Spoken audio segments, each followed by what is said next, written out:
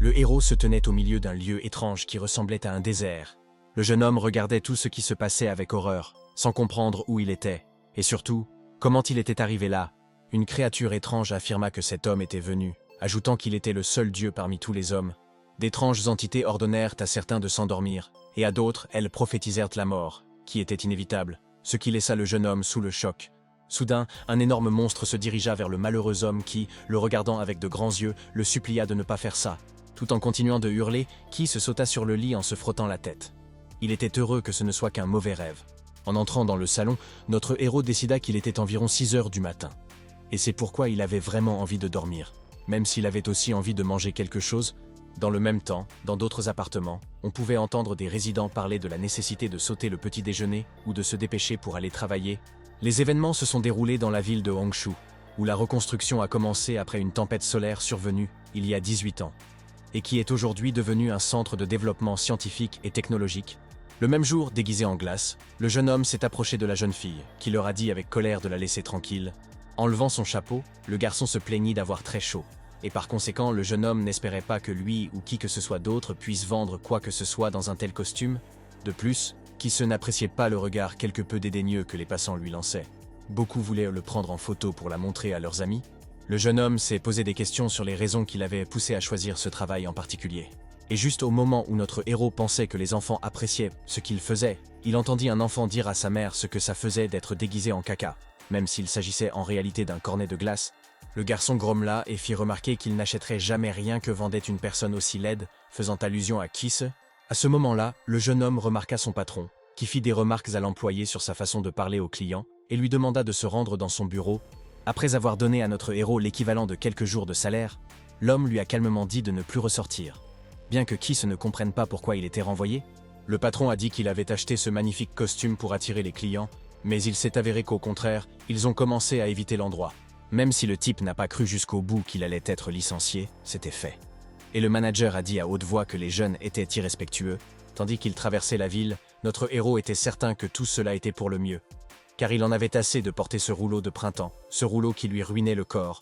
Le jeune homme était heureux de pouvoir désormais se concentrer sur le match du jour. Ki habitait dans le vieux quartier, mais cela ne le dérangeait absolument pas. Assis devant son ordinateur, le jeune homme était occupé à quelque chose de personnel. Alors qu'il jouait à des jeux vidéo, le jeune homme a lu un message indiquant que quelqu'un voulait savoir où il se cachait.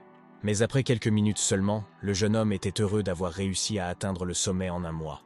Il était devenu un vainqueur, même si cela n'avait pas été facile. Bien que Ki fût un peu contrarié par son concurrent, celui-ci déclara qu'il se reverrait la semaine suivante lors du prochain tournoi.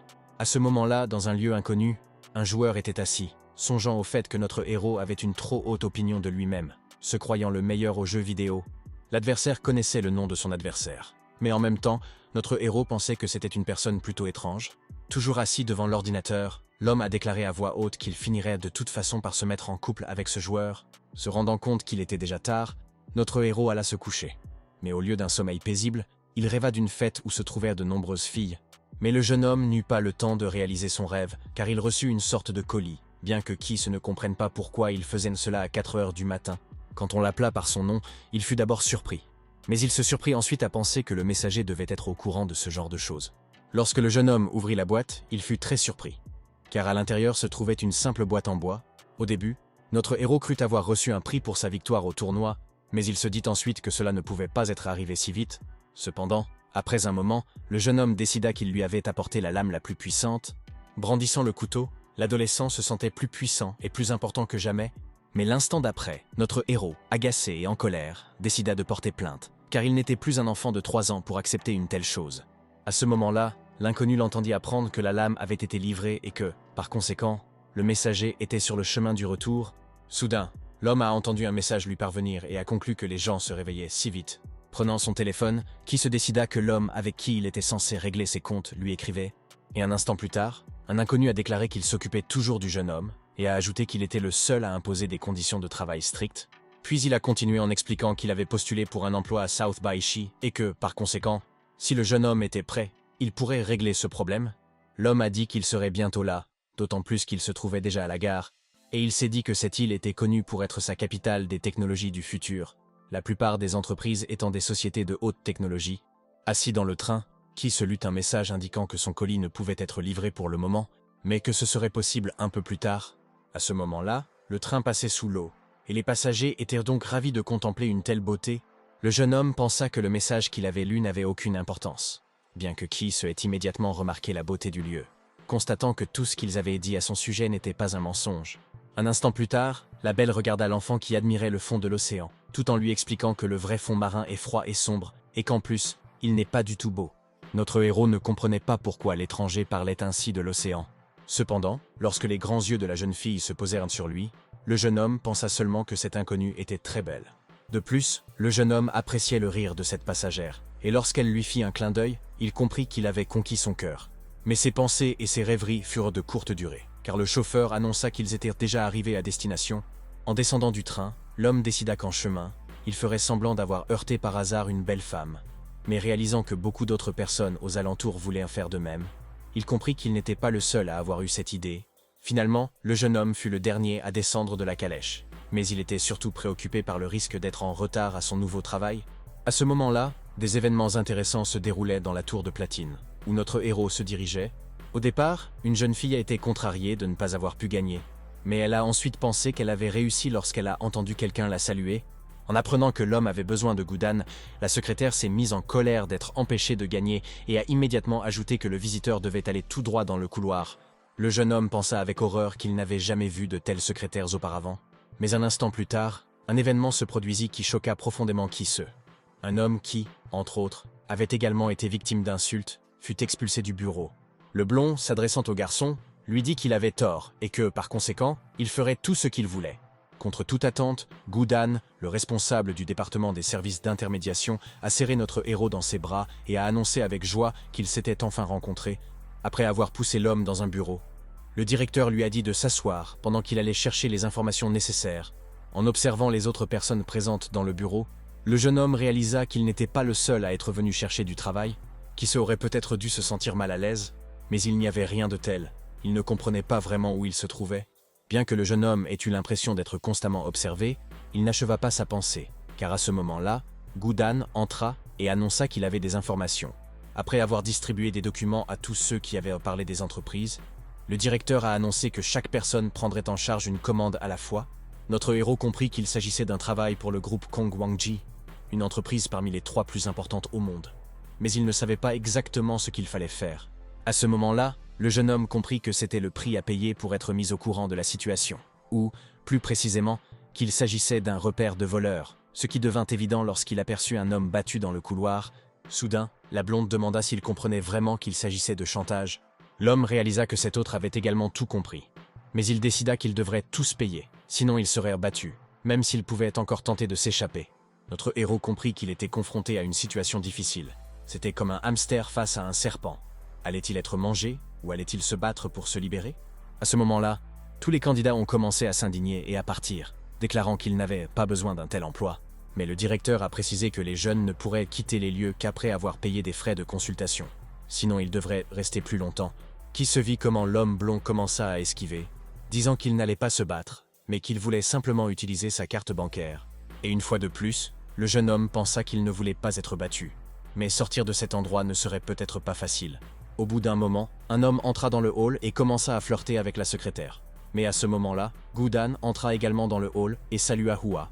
Après cela, les hommes se mirent à parler affaires, et notamment du fait qu'on pouvait gagner beaucoup d'argent avec les marionnettistes. Hua remarqua alors que le 3e étage était déjà ouvert, et qu'il avait un élève à qui il allait enseigner quelque chose. Et un instant plus tard, le jeune homme criait au fila de ne pas le laisser partir. La belle ordonnait à tout le monde de s'écarter, mais le garçon n'eut le temps de penser qu'il pouvait être renversé à tout moment. Mais au moment même où le jeune homme se disait qu'il lui semblait avoir déjà vu cette fille quelque part, elle trébucha et tomba directement sur Qui. Réalisant ce qui s'était passé, l'inconnu commença à s'excuser et à dire qu'elle était vraiment désolée, avant de demander aussitôt comment se sentait l'adolescente. Mais les garçons n'eurent pas le temps de finir leur conversation, car l'étranger attrapa la fille par la queue de toutes ses forces et la tira vers lui. Hua, se tournant vers quelqu'un, expliqua qu'il n'avait pas remarqué que cette fille prévoyait de s'échapper. Assis par terre, notre héros exigea que la beauté soit libérée, bien que quelqu'un ait aussitôt déclaré qu'il s'agissait d'une affaire des plus banales. Goudan a expliqué que ces personnes venaient de l'agence et que, par conséquent, une personne sans emploi ne devrait pas s'immiscer dans quelque chose qui ne la concerne pas du tout. La jeune fille n'appréciait pas d'être traitée brutalement, alors elle s'est débattue. Et le garçon, de son côté, ne savait pas quoi faire dans cette situation. Le visage de l'adolescent exprimait la haine, et il entendit l'étranger exiger que les malfaiteurs lâchent ses cheveux. Se rendant compte que ses détracteurs s'en allaient, le jeune homme comprit qu'il devait agir et se mit donc immédiatement à bousculer tous ceux qui l'entouraient. Le jeune homme lui-même ne comprenait pas d'où lui venait la force de frapper Yua, qui tenait la jeune fille, ainsi que plusieurs autres personnes qui volèrent sur le côté. Saisissant la belle par la main, qui se cria fort qu'il devait courir, et aussi vite que possible, les malfaiteurs ont immédiatement demandé aux agents de sécurité pourquoi ils restaient là sans rien faire, pendant que les hommes décidèrent qui resterait pour surveiller les débiteurs et qui rattraperait les fugitifs. L'homme blond pensait qu'il n'avait pas imaginé que notre héros serait si courageux. À ce moment-là, Qui se dit à son compagnon qu'il semblait y avoir un escalier juste devant eux et qu'ils devaient donc accélérer le pas. Comprenant qu'il fallait que quelque chose change, le jeune homme cria à la fille de courir devant pendant qu'il réfléchissait à une solution. Ayant trouvé des cartons d'ordures, le jeune homme commença à tout jeter par terre afin d'empêcher les malfaiteurs de fouiller, affirmant que c'était la tactique la plus courante. En avançant dans le couloir, notre héros fut surpris de voir sa nouvelle connaissance s'arrêter. Mais à ce moment-là, l'homme lui-même remarqua qu'il y avait devant lui des responsables et des agents de sécurité, qui déclaraient d'un ton menaçant qu'il n'y avait de toute façon nulle part où fuir. Goudan décida de négocier et proposa donc au jeune homme, en échange d'une réduction de 50% sur leur service, de lui renoncer à la jeune fille, et tandis que les méchants tentèrent de persuader et d'effrayer notre héros, il resta ferme et déclara fièrement qu'il ne renoncerait pas à la jeune fille, et un instant plus tard, l'un des malfrats a crié qu'ils allaient vite se débarrasser de ces types. Soudain, un employé de cette entreprise a fait remarquer qu'il ne fallait pas faire preuve de clémence envers les jeunes gens car qui se l'avait frappé violemment au visage. Mais alors, un événement inhabituel s'est produit. Deux hommes sont apparus de nulle part et ont neutralisé le malfrat tandis que l'homme et la fille prenaient la fuite. Il semblait que le jeune homme lui-même ne comprenne pas ce qui se passait, mais il n'en avait pas besoin.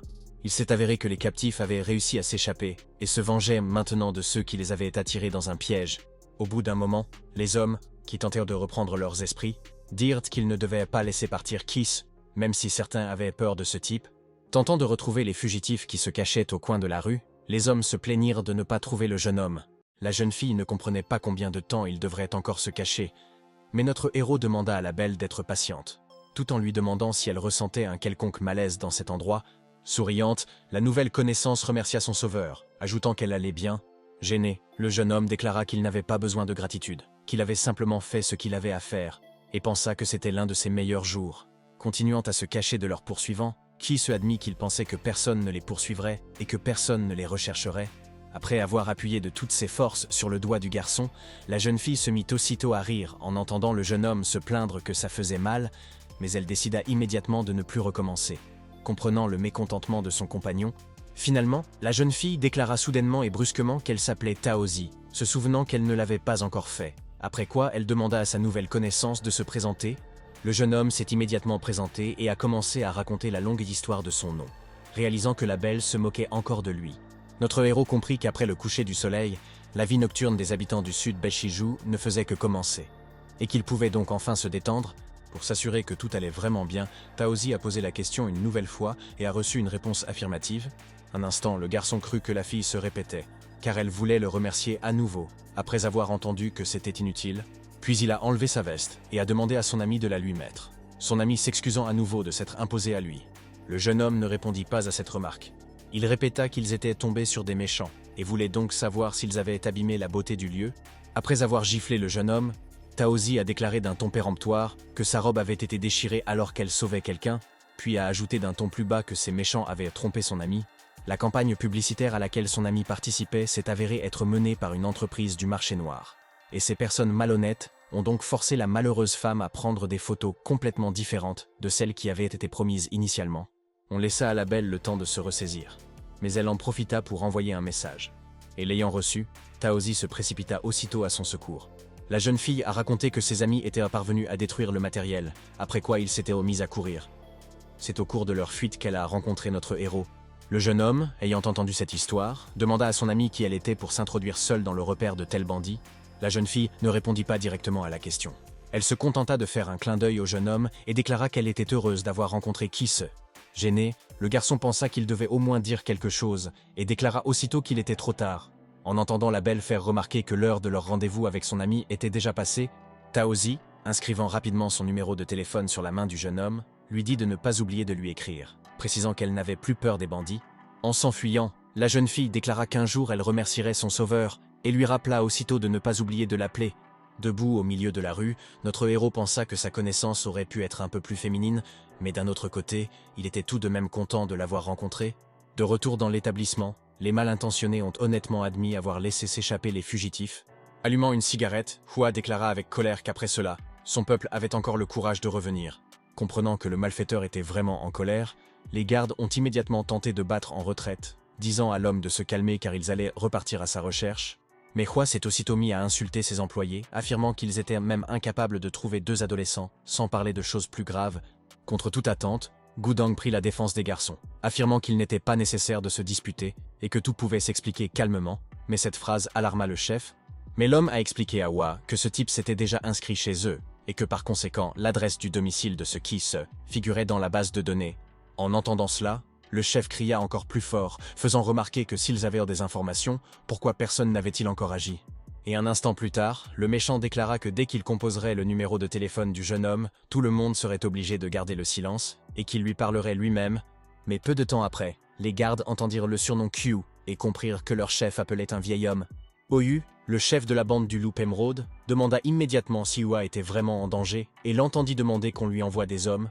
L'homme ne voulait pas livrer les siens, mais le mal intentionné insista pour les siens, disant qu'il voulait punir un garçon. En ouvrant les yeux, notre héros ne comprenait pas où il se trouvait. Il était pourtant certain d'être allongé sur son lit. Cependant, une voix inquiétante appela l'adolescent par son nom et lui demanda quelque chose d'incompréhensible. Qui comme auparavant, ne comprenait rien et demanda donc à l'étranger de se montrer, bien qu'en réalité le jeune homme fût très effrayé. L'étranger continuait d'effrayer notre héros, répétant qu'il l'avait enfin trouvé. Le jeune homme comprit que cette voix diabolique, qui riait aussi, était effrayante, mais il ne comprenait pas à qui elle appartenait. Le jeune homme ne comprenait pas ce qui était drôle, même si, un instant plus tard, il remarqua sa main ensanglantée, sans comprendre où il s'était blessé. Le héros effrayé tenta de comprendre où il se trouvait, mais en vain. De plus, il était perturbé par le fait que, pour une raison inconnue, il ne pouvait pas bouger, comme si une force invisible le retenait prisonnier d'un filet. Un instant, on crut que le jeune homme ne pourrait pas s'en sortir. Mais la minute suivante, Qui se retrouva dans son propre lit, pensant que le rêve était étrange. Bien que, aussitôt, en s'examinant, le jeune homme découvrit des blessures qui n'auraient pas dû être là. En regardant son poignard, le garçon décida qu'il était tout à fait possible qu'il ait simplement été somnambule et qu'il se soit blessé accidentellement. Sous la douche, notre héros se rappela qu'il se souvenait parfaitement avoir jeté le poignard dans le salon et ne pas l'avoir laissé dans la chambre. Mais il remarqua alors les chiffres, partiellement effacés. Cependant, l'adolescent reprit immédiatement ses esprits et se souvint qu'il avait le numéro de téléphone de Taozi écrit sur sa main, chose qu'il avait complètement oubliée. Assis dans la pièce, le blond était heureux d'avoir réussi à s'échapper, heureux de ce retournement de situation. Puis il se souvint de Chise, qui avait dit que, très probablement, leurs chemins se croiseraient à nouveau. Le soir même, la cérémonie de remise des prix a eu lieu chez Goodno Technology, et ce fut un événement véritablement magnifique. Debout devant la porte, l'homme commençait à s'inquiéter car il ne s'attendait pas à participer à une cérémonie aussi grandiose. Et tandis que Chise se disait qu'il était bien de ne pas avoir fait la grasse matinée, les jeunes filles s'approchèrent de lui et saluèrent le jeune homme avec la plus grande politesse. Les employés demandèrent au jeune homme d'enfiler le costume qu'ils avaient préparé pour lui, ajoutant qu'il comprendrait même un sceptre, ce qui surprit beaucoup le jeune homme. Alors qu'il se dirigeait vers les vestiaires, l'adolescent a déclaré qu'il avait tout compris et qu'il allait donc se changer. Lorsque notre héros partit, les beautés dirent qu'il était arrivé sans ruban et qu'il était donc difficile de le reconnaître comme un champion et que son visage était tout à fait ordinaire. En entrant dans le dressing, le jeune homme commença aussitôt à se présenter et à dire qui il était, ainsi que le but de sa visite. Se préparant pour son apparition, le jeune homme a déclaré qu'il était le champion de l'année et que par conséquent, il voulait qu'on prenne soin de lui. En regardant son costume, Qui se déclara qu'il était trop lourd pour lui, bien qu'il ait aussitôt entendu une voix dire que l'homme pouvait être entendu de l'extérieur. Un instant plus tard, l'adolescent leva les yeux et demanda avec surprise qui lui parlait, et tandis que notre héros expliquait à la blonde qu'il s'était vu littéralement depuis le matin, il ajouta que Qui se avait mis la main sur ce sceptre, ce qu'il avait du mal à croire. Après cela, notre héros, avec un air quelque peu insatisfait, déclara que son adversaire, ou plutôt celui qui avait pris la deuxième place, se tenait devant lui, et que c'était précisément la raison de sa colère. À ce moment-là, l'animateur Bao Bao annonça à toutes les personnes présentes que la cérémonie de remise des prix allait commencer. Qui s'entendait appeler le champion, semblait ne pas réaliser pleinement que c'était lui qui se tenait sur scène et que c'était lui qui était interviewé. Le type a essayé de dire quelque chose, Mais aucun son n'est sorti, surtout après qu'on lui a annoncé la présence d'un invité spécial à la fête. À ce moment-là, Taozi, représentant du groupe Kongwang, est apparu sur scène et devait prononcer un discours. Faisant un clin d'œil à notre héros, la jeune fille lui fit comprendre qu'il ne devait parler à personne de ce qui s'était passé récemment, et tandis que la jeune fille rassemblait ses idées, le blond la regarda attentivement. Suite à cela, la jeune femme a déclaré avec joie qu'elle souhaitait féliciter les gagnants et qu'elle espérait que d'autres joueurs les rejoindraient à l'avenir. En écoutant cette fille parler, le garçon se sentait comme un bon à rien qui s'était imaginé toutes sortes de choses. Au bout d'un certain temps, un homme se trouvant sur le toit de Goodnote Technology a signalé qu'il observait Kiss, mais que celui-ci ne faisait rien. Alors qu'il donnait des instructions à quelqu'un, le blond a entendu ce dernier dire qu'il serait capable d'arrêter le criminel et que cela ne lui poserait aucun problème. Après quoi, l'homme sur le toit a fait remarquer qu'il allait enfin pouvoir se consacrer à une autre tâche. Le jeune homme se tenait majestueusement sur le toit et regardait fixement devant lui. Et, en mettant ses lunettes, il déclara à haute voix qu'il souhaitait bonne chance à notre héros, sans toutefois préciser quoi que ce soit d'autre. En traversant la ville la nuit, le garçon pensa qu'il n'avait pas imaginé que l'événement se terminerait si tard, mais il s'inquiétait que Taozi soit partie trop tôt, comme si elle était pressée. L'homme se souvint de leur dernière conversation, qui portait sur la veste, et décida de lui-même qu'ils devaient se revoir. Mais un instant plus tard, le jeune homme entendit des pas étranges, et aperçut une ombre devant lui, et en conclut qu'il y avait quelqu'un dans la ruelle. Soudain, notre héros vit toute une bande lui demander s'il était vraiment Kiss. Et il réfléchit alors à la meilleure façon de gérer la situation. À un moment donné, le jeune homme décida qu'il valait mieux donner un autre nom, prétextant une erreur. Mais les bandits rétorquèrent qu'il n'était pas nécessaire de se cacher derrière cela, qu'ils reconnaissaient parfaitement l'adolescent. Après avoir rassemblé ses idées, l'homme décida qu'il le recherchait. Mais ces malfaiteurs n'étaient pas comme ceux auxquels il avait réussi à s'échapper. Malgré cela, il était nécessaire de rester vigilant. Les adversaires n'allaient rien attendre. Alors l'un d'eux a brandi son club et s'est immédiatement mis à insulter notre héros. Les jeunes ont déclaré que l'adolescent avait provoqué le gang des loups d'émeraude et qu'il méritait donc d'être tué. Tout en esquivant, l'adolescent pensa qu'il y avait trop de malfaiteurs et qu'il lui serait donc difficile de se défendre. De plus, il n'imaginait même pas que quelqu'un puisse lui tendre une embuscade dans la ruelle. Et tandis que les bandits encerclaient l'adolescent, il repensait à la façon dont, devenu champion, il avait pu revoir la fille qu'il aimait. Ce qui était toutefois un peu déprimant, c'est qu'après cette réunion, le type a dû être battu dans cet endroit crasseux. Mais la minute suivante, quelque chose a mal tourné. Premièrement, la lame de notre héros est apparue de nulle part. Et deuxièmement, quelque chose d'incompréhensible est arrivé aux méchants. Et par conséquent, ils ont proféré des jurons plus menaçants que jamais. Il semblait désormais que le jeune homme lui-même avait changé, ce que remarquèrent un de ses détracteurs, qui lui dirent de ne pas agir ainsi. L'un des méchants, en regardant le garçon, se dit que quelque chose lui paraissait étrange, comme si ce poignard était arrivé jusqu'à lui tout seul, et cela était non seulement étrange, mais aussi dangereux, car Kiss était devenu complètement différent.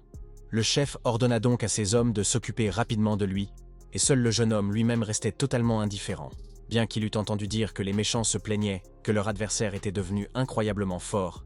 Le jeune homme comprit qu'il n'avait pas de temps à perdre, et vainquit donc facilement ses rivaux.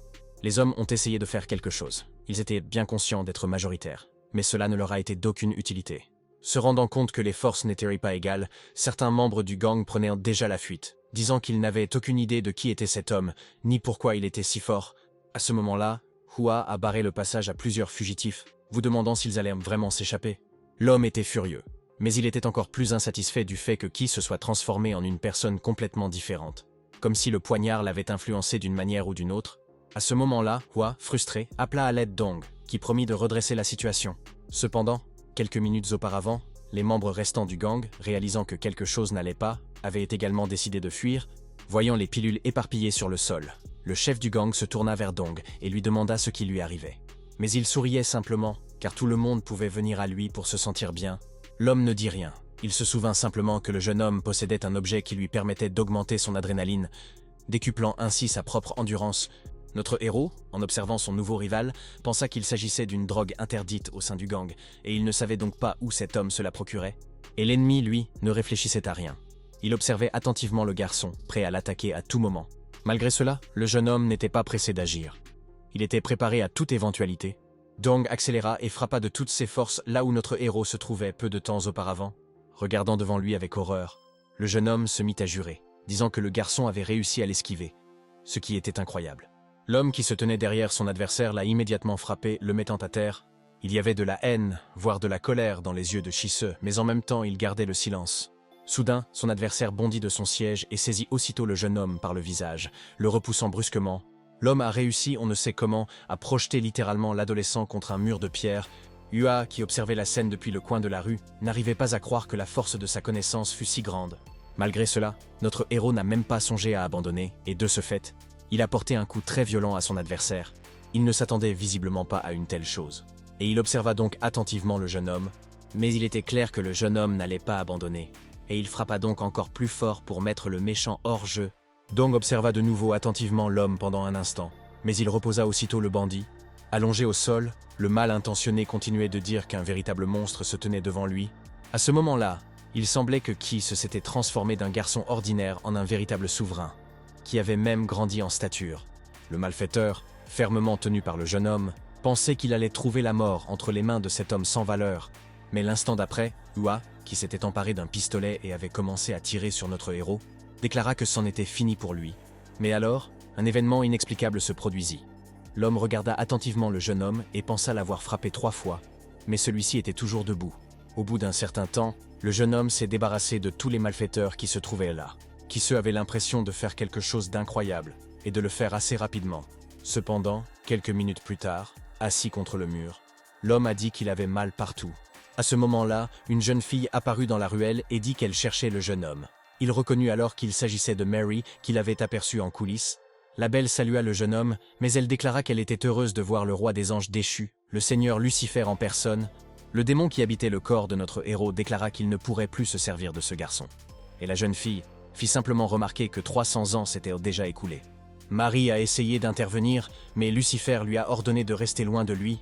Pointant du doigt les morts, le démon demanda si c'était vraiment ce que la belle avait désiré. Et il ajouta que cet enfant n'était pas encore éveillé, qu'il ne pouvait même pas supporter son pouvoir, et que si elle lui donnait le poignard qui tue Dieu, cela finirait mal.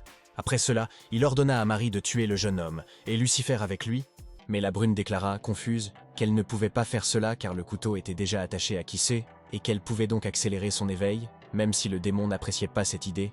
Voyant que le corps de notre héros était tombé à terre, la jeune fille poussa un cri strident, puis elle a dit au maître de ne pas s'inquiéter, car lorsque l'homme se réveillerait, elle ferait en sorte que personne ne puisse le retrouver, et serrant le jeune homme dans ses bras, elle poursuivit en disant que peu importe le temps qui passerait, elle continuerait d'attendre Lucifer. Quant aux morts, Marie décida qu'il valait mieux qu'ils disparaissent, et elle commença alors à accomplir un acte magique. Après cela, la belle reprit le poignard, souhaitant qu'il retourne en un autre lieu. Le lendemain, au poste de police, la conversation porta sur des questions de travail habituelles. L'un des chefs interrogea Zhao sur ce qui s'était passé la veille au vieux port. Comprenant qu'un incident s'y était produit, les hommes ont indiqué que l'affrontement avait été perpétré par le gang des loups d'émeraude. Ils possèdent un enregistrement provenant du port, mais personne ne peut affirmer avec certitude qu'il s'agisse d'un faux. Mais, malheureusement, personne n'a pu voir quoi que ce soit car l'enregistrement était de très mauvaise qualité. Suite à cela, une jeune fille a remarqué que des documents importants étaient arrivés du siège. Les documents indiquaient clairement que l'affaire était confiée à quelqu'un d'autre, même si le personnel souhaitait aller au fond des choses et découvrir ce qui s'était réellement passé. Mais un instant plus tard, les yeux d'un des employés s'écarquillèrent, et il déclara qu'il parlait d'un groupe chinois. Le hic, c'est que ce groupe échappe à la juridiction du bureau de sécurité du pays. Il s'agirait d'un groupe mystérieux qui gère les conflits internes et les missions top secrètes. Tout le monde savait que le gang du Loup Émeraude était relativement puissant. Donc le rôle du groupe du Dragon n'était pas tout à fait clair. La jeune fille a déclaré qu'il devait remettre le dossier comme le directeur l'avait ordonné, bien que le commandant ait dit qu'il le remettrait un peu plus tard, lorsqu'ils auraient recueilli davantage d'informations nécessaires. À ce moment-là, la bande qui poursuivait activement notre héros était assise au bar. Ils parlèrent de la force de certains de leurs hommes. Soudain, un homme s'approcha de Hua et lui dit qu'ils avaient réussi à retrouver Dong. Après cela, l'homme fut amené dans le hall et expliqua qu'il s'était rendu au vieux port, bien que la question de l'étrange dague demeurât posée. L'homme aux cheveux gris, assis plus loin, voulut savoir où étaient les autres, et apprit aussitôt que personne d'autre n'était revenu. En entendant cela, l'homme s'est immédiatement mis en colère et a crié que, dans ce cas, les recherches devaient se poursuivre jusqu'à ce qu'ils puissent au moins découvrir quelque chose.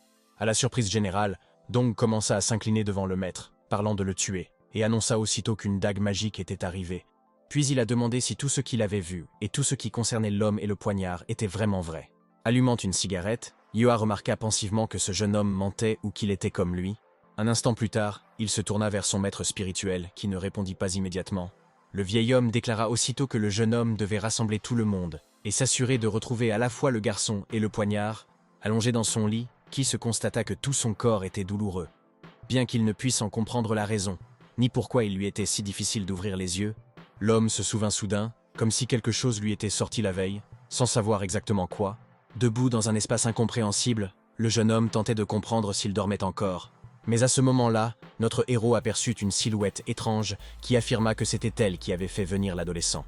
Bien qu'il espéra se réveiller d'une minute à l'autre et que ce cauchemar prenne fin, l'ombre poursuivit en disant que Ki se savait probablement ce qu'était un rêve, mais que ceci était la réalité. Et sans attendre de réponse, l'inconnu montra une image étrange, demandant si c'était bien cela. L'homme ne comprenait pas d'où pouvait bien venir un écran aussi intéressant devant lui, mais au bout d'une seconde à peine, le jeune homme eut l'impression d'être à l'intérieur de cette image. Et l'inconnu continua à parler de la façon dont le monde entier est merveilleux à sa manière. Le nouveau remplace l'ancien, les changements sont constants, la soi-disant réalité est en perpétuelle évolution. Ki ne pouvait pas tout comprendre, mais l'ombre remarqua que c'était la véritable réalité de l'univers, car il s'agissait d'un élément. Soudain, l'homme eut l'impression de voler vers un abîme, un lieu où il n'y avait personne et rien. Mais moins d'une minute s'était écoulée, et le jeune homme réalisa par lui-même que, pour une raison inconnue, il s'était arrêté, et la voix continua d'affirmer que tout naît de ces éléments.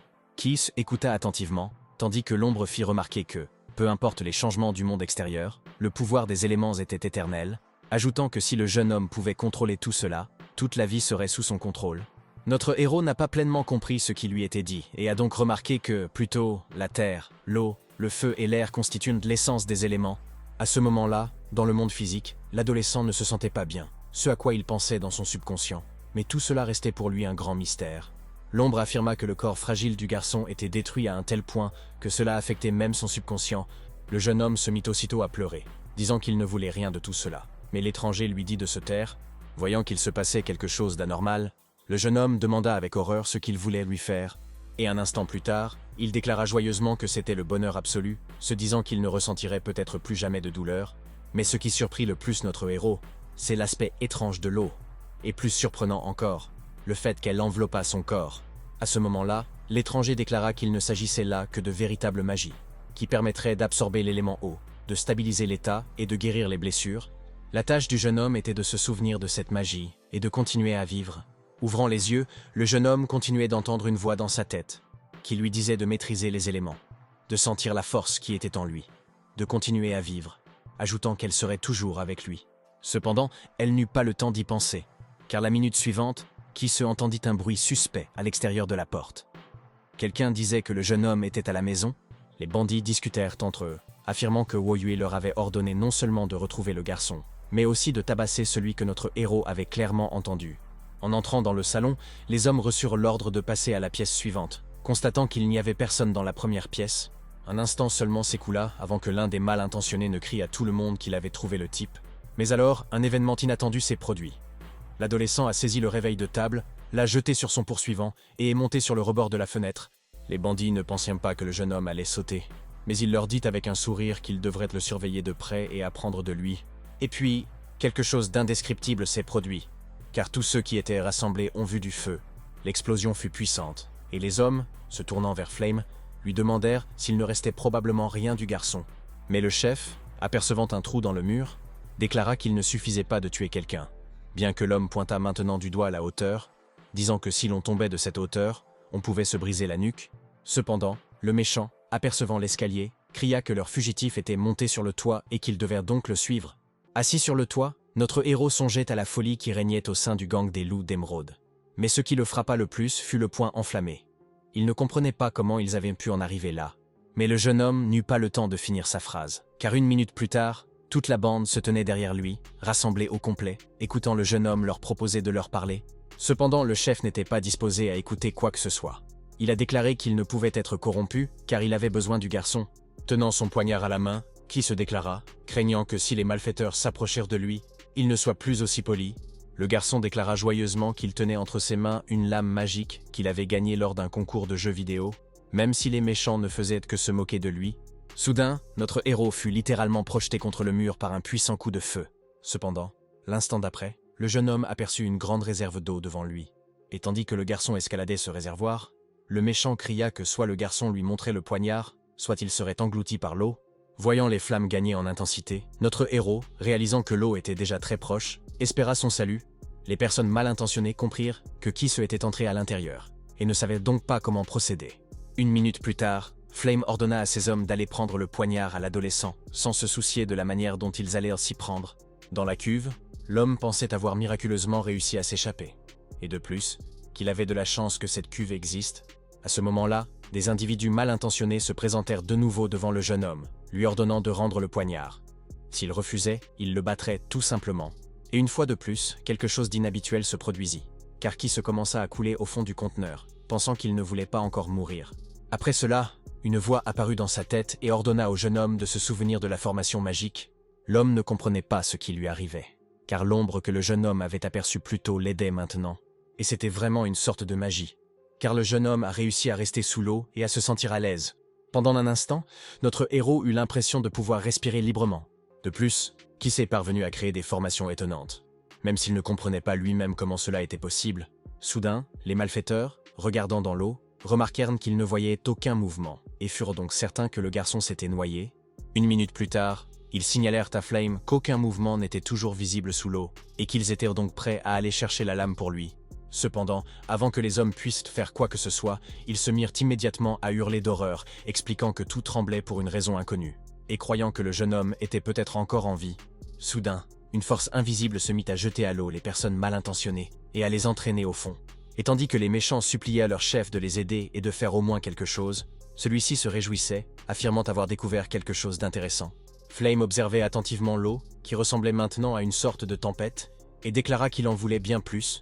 Et cet événement majeur s'est produit parce qu'à un moment donné, deux éléments se sont heurtés, chacun ayant quelque chose à révéler. Peu de temps après, l'homme se plaignait déjà de ce qu'il voyait. L'homme se dit qu'il semblait avoir initialement sous-estimé cet homme, qui avait toujours été incroyablement fort. Comprenant qu'il devait aller de l'avant, notre héros se tint au bord du conteneur, mais continua d'utiliser la magie. Les personnes mal intentionnées ont aussitôt crié que le garçon était toujours vivant. Et il a calmement fait remarquer que Flame avait déjà voulu voir de quoi il était capable. Et d'un ton plus calme, il ajouta : « Si c'est le cas, pourquoi cet homme vole-t-il au sol s'il devrait déjà être en train de passer ?»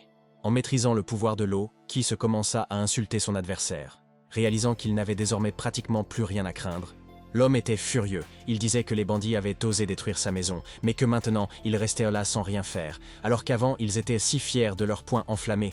Peut-être pour la première fois de sa vie, l'adolescent avait une telle confiance en lui qu'il n'allait pas s'arrêter, affirmant qu'il n'avait pas encore tout montré.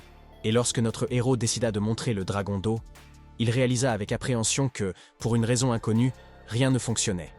Comprenant que, très probablement, ses forces l'avaient abandonné, Kiss ne savait plus quoi faire, tandis que son adversaire réfléchissait au fait que le jeune homme n'avait pas encore compris comment utiliser sa force.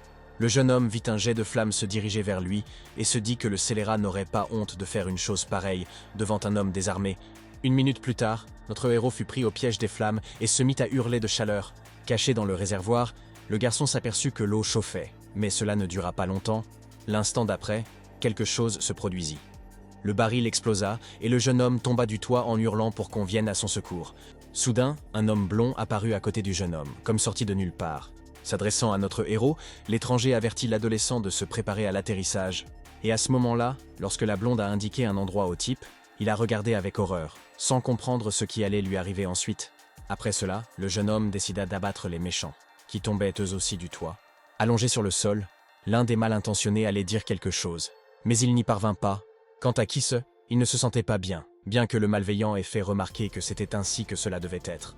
Entendant en même temps la question sur qui il était, enlevant ses lunettes, l'homme blond déclara qu'il appartenait au groupe du dragon chinois, qu'il était le capitaine opérationnel Ruim. Notre héros tenta de dire quelque chose, et à ce moment-là, Flame pensait au fait qu'il se trouvait dans une situation plutôt délicate, et il sembla que ses pensées aient été lues par l'homme blond, qui se tourna aussitôt vers lui et dit qu'il ne s'était pas vu depuis longtemps, ce qui surprit beaucoup Kiss. Après cela, Ruim déclara qu'il se trouvait devant lui un tueur de seconde zone, qu'il ne s'attendait jamais à rencontrer ici. Notre héros pensait qu'il y aurait un combat, mais au lieu de cela, le méchant s'est mis à courir. Mais notre héros fut encore plus surpris par la rapidité de sa nouvelle connaissance, qui n'avait aucune intention d'en rester là. Ayant rattrapé le malfaiteur, le jeune homme lui demanda aussitôt où il comptait s'enfuir. Flame voulait faire quelque chose, mais au bout d'une minute à peine, il reçut un coup violent qui le déséquilibra. Après avoir projeté son adversaire aussi haut que possible, le blond lui demanda ce qu'il avait dit à propos du vent violent. Et tandis que le combat se poursuivait, qui se pensait à quel point cela paraissait facile et simple, c'en était littéralement incroyable, et seul Flame n'appréciait pas tout cela. Il ne comprenait pas d'où ce garçon tirait une telle force. L'homme a immédiatement fait appel au feu pour se secourir, et se dirigeait déjà vers l'endroit où se tenait notre héros. Le garçon entendit son ami le prévenir du danger, mais l'adolescent semblait incapable de bouger. Le jeune homme ne comprenait toujours pas comment fonctionnait la magie, mais il se demandait en silence si elle pouvait fonctionner maintenant, car il ne pouvait penser à rien d'autre, et ça a marché. Pendant que le mal intentionné réfléchissait à frapper, le jeune homme réussit à former une boule d'eau et à l'envoyer aussi loin que possible. Flame hurla dans la sphère d'eau, ne comprenant pas pourquoi il ne pouvait pas la détruire, car rien de tel ne s'était jamais produit auparavant. De plus, l'homme ne comprenait pas pourquoi la flamme se déplaçait dans une direction différente. En moins d'une minute, le jeune homme vit les résultats de son travail, qui étaient tout simplement inimaginables. Voyant que notre héros était tombé à terre, Ruim déclara que son aide n'était même pas nécessaire, bien qu'il se soit immédiatement intéressé à ce qui était arrivé au jeune homme et pourquoi il rampait sur le sol. Tombé au sol, l'adolescent tenta tant bien que mal de comparer les deux hommes, mais son nouvel interlocuteur remarqua qu'il était mal élevé. Debout devant une maison, Taozi déclara qu'elle avait trouvé ce qu'elle cherchait, ajoutant que c'était là que vivait Kise. Un instant plus tard, la jeune fille entendit un avion passer au-dessus d'elle et l'observa attentivement. Au bout d'un moment, notre héros se souvint qu'il y a peu de temps encore, il se tenait dans la rue déguisé en glace et se plaignait que personne ne venait dans son café. Dans le même temps, certaines personnes disaient à l'adolescent qui ne comprenait rien qu'il était assez difficile de le retrouver. L'homme déclara d'une voix chargée de colère que l'heure était venue et qu'il se vengerait donc. Le jeune homme, tenant son chapeau, ne comprenait pas comment cela était possible. Cependant, une minute plus tard, ce n'est pas cela qui le surprit, mais le fait que, pour une raison inconnue, la pluie était rouge. L'adolescent se retrouva alors avec un poignard entre les mains. Il ne comprenait pas comment cette arme était arrivée entre ses mains, après quoi il eut l'impression de voler quelque part. L'homme hurla de toutes ses forces, mais il n'arrivait toujours pas à comprendre où il se trouvait. Assis sur le lit, qui se regarda ses bandages et pensa que ça faisait vraiment mal, le jeune homme se souvenait clairement d'être sur le toit d'une maison, après quoi le baril a explosé et il est tombé. Mais après cela, il ne se souvenait de rien. Ruem entendit son invité parler à voix basse et il lui dit donc qu'il était dans le ciel. Après ces mots, l'homme a commencé à paniquer, disant qu'il ne pouvait pas mourir comme ça, ce qui a beaucoup amusé les autres personnes présentes. Ruem décida de ne pas effrayer l'adolescent et déclara donc qu'il était dans l'avion. Bien que ces mots ne calmèrent pas le jeune homme, qui croyait maintenant avoir été kidnappé, qui se pensait que c'était une plaisanterie. Et de plus, il ne comprenait pas ce qu'il voulait lui faire. Assis sur une chaise, le jeune homme sourit au jeune homme, ce qui l'effraya un peu. Cependant, la blonde appela notre héros par son nom et lui dit de l'écouter aussi attentivement que possible. Puis il a continué en expliquant qu'il faisait partie du groupe du dragon chinois et qu'il était responsable de tout ce qui concernait les maîtres spirituels de la ville. Ruim déclara d'un ton calme qu'il observait l'adolescent depuis longtemps. Bien que ce dernier ne comprenne pas s'il appartenait réellement au maître spirituel, le blond fit remarquer qu'il importait peu que le garçon l'admette ou non, mais il pouvait affirmer avec certitude que le jeune homme devait déjà l'avoir ressenti, cette mystérieuse force qui grandissait en lui. En écoutant cet homme, qui se pensa que peut-être il disait cela parce qu'il connaissait l'existence du poignard. Cependant, l'ami du garçon a continué d'affirmer que cette force était très puissante et qu'il était nécessaire d'apprendre à la contrôler, ajoutant qu'ils avaient procédé à un examen médical de l'adolescent. Une balle se trouve juste à côté du cœur de l'adolescent, et il pourrait donc mourir à tout moment. Le jeune homme écouta cela avec horreur. Il ne pouvait pas croire que c'était réellement vrai. Un instant, le jeune homme crut que son cauchemar était devenu réalité, même s'il avait espéré un dénouement différent. Mais Ruim, sans lui laisser le temps de réfléchir, continua à parler de leur destination. Et tant que le jeune homme serait maître de l'esprit, il pourrait lui sauver la vie. Bien que le jeune homme ait douté jusqu'au bout qu'il en fût réellement un, notre héros voulait encore poser une question. Mais à ce moment-là, l'homme blond annonça qu'il devait se préparer à l'atterrissage. Apercevant une île au milieu de l'océan, le jeune homme demanda, la voix horrifiée, où il se trouvait et ce que l'avenir leur réservait, et tandis que la nouvelle connaissance du jeune homme lui disait de se préparer à sortir, qui se demandait s'il était vrai qu'ils allaient en sortir pour provoquer une bagarre. Soudain, le système a signalé que toutes les données de localisation avaient été calibrées, et que l'avion entrait dans le champ magnétique de la zone désignée. Et puis des choses inexplicables ont commencé à se produire. Allongé sur le sol, notre héros s'enquit de cet endroit secret et de ce qui leur arrivait. En regardant la jolie jeune fille, Ruim tenta d'expliquer qu'ils étaient affectés par un champ magnétique, qui était encore très puissant. Après cela, un des membres du groupe a commencé à faire des allusions au blondinet sur son comportement peu convenable devant tout le monde. Cependant, la jeune fille commença à reprocher quelque chose au jeune homme, qui affirma que tout s'était en fait produit par pur accident. À ce moment-là, la conversation fut interrompue par Cisse, qui restait allongée sur le sol, disant que si la belle s'était approchée un peu plus, elle lui aurait marché dessus. La jeune fille a immédiatement précisé qu'elle était une experte en mécanique du groupe chinois du Dragon, et non une sœur. Puis a aussitôt demandé d'où venait l'homme, persuadé que leur chef l'avait amené. Le jeune homme répondit à la question, mais il était effrayé par cette beauté, qui déclara ouvertement ne ressentir aucune énergie spirituelle chez l'adolescent. De plus, elle regarda l'homme blond avec surprise, et lui demanda si c'était bien cet homme qu'il suivait depuis plusieurs mois, ayant entendu dire que c'était le cas, mais maintenant, même le membre de l'équipe lui-même n'était plus sûr qu'il s'agisse de ce jeune homme, puis il ajouta que tout avait changé lorsque Kiss n'avait plus peur d'affronter Flame seul, et qu'il était donc préférable de l'emmener sur l'île pour tout découvrir là-bas. La jeune fille déclara prudemment que le nombre de maîtres spirituels augmentait, tout comme celui de ceux qui pensaient qu'il ne s'agissait que d'une rumeur, bien que la blonde expliqua que tout cela n'avait aucune importance. Leur travail consistait à rechercher ces personnes et à orienter leur pouvoir dans la bonne direction. Et il ajouta aussitôt qu'il était inutile de s'inquiéter tant qu'il était à ses côtés, même si la jeune fille ne semblait pas apprécier. Et un instant plus tard, usant d'une de ses techniques, la belle plaqua Ruim au sol, déclarant avec colère qu'il ne devait plus l'appeler sœur. L'homme s'est approché de son ami et lui a demandé comment il se sentait, ayant appris que tout allait bien pour lui. Soudain, le système annonça de nouveau que les préparatifs d'atterrissage étaient terminés et que la descente était achevée. Ruim s'enfuyait quelque part en criant à l'adolescente de le suivre, ajoutant que la jeune fille avait mis l'avion en mode automatique, ce qui ne plaisait pas à notre héros, qui s'approcha du siège, entendant l'homme blond jurer, disant que le type prenait trop de temps, tandis que ce dernier se plaignait de ne pas pouvoir attacher sa ceinture de sécurité. Et alors, tous ceux qui se trouvaient à bord ont eu l'impression que l'avion avait réellement commencé à descendre.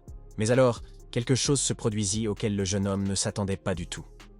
Il lui sembla qu'ils étaient en train de tomber quelque part. Soudain, qui se réalisa qu'il n'avait pas rêvé, car l'avion se dirigeait rapidement vers l'eau. Le jeune homme hurla plus fort que jamais. Il dit que ce n'était pas un atterrissage, mais une véritable chute, et qu'il ne savait donc pas à quoi s'attendre ensuite. La jeune fille remarqua immédiatement qu'ils étaient entrés dans l'eau, que l'avion continuait sa descente, puis qu'il passait en mode sous-marin, que les sonars étaient activés, et que chacun devait se préparer à une plongée encore plus profonde. Notre héros, voyant la marque des 100 mètres sur l'appareil, pensa que c'était clairement excessif, mais après quelques minutes seulement, cette profondeur a changé. Elle était maintenant de 1000 mètres, et le mécanicien a continué à dire que la pression allait augmenter car la plongée n'était pas encore terminée. L'adolescente entendit l'homme blond parler de leur profondeur de 1200 mètres.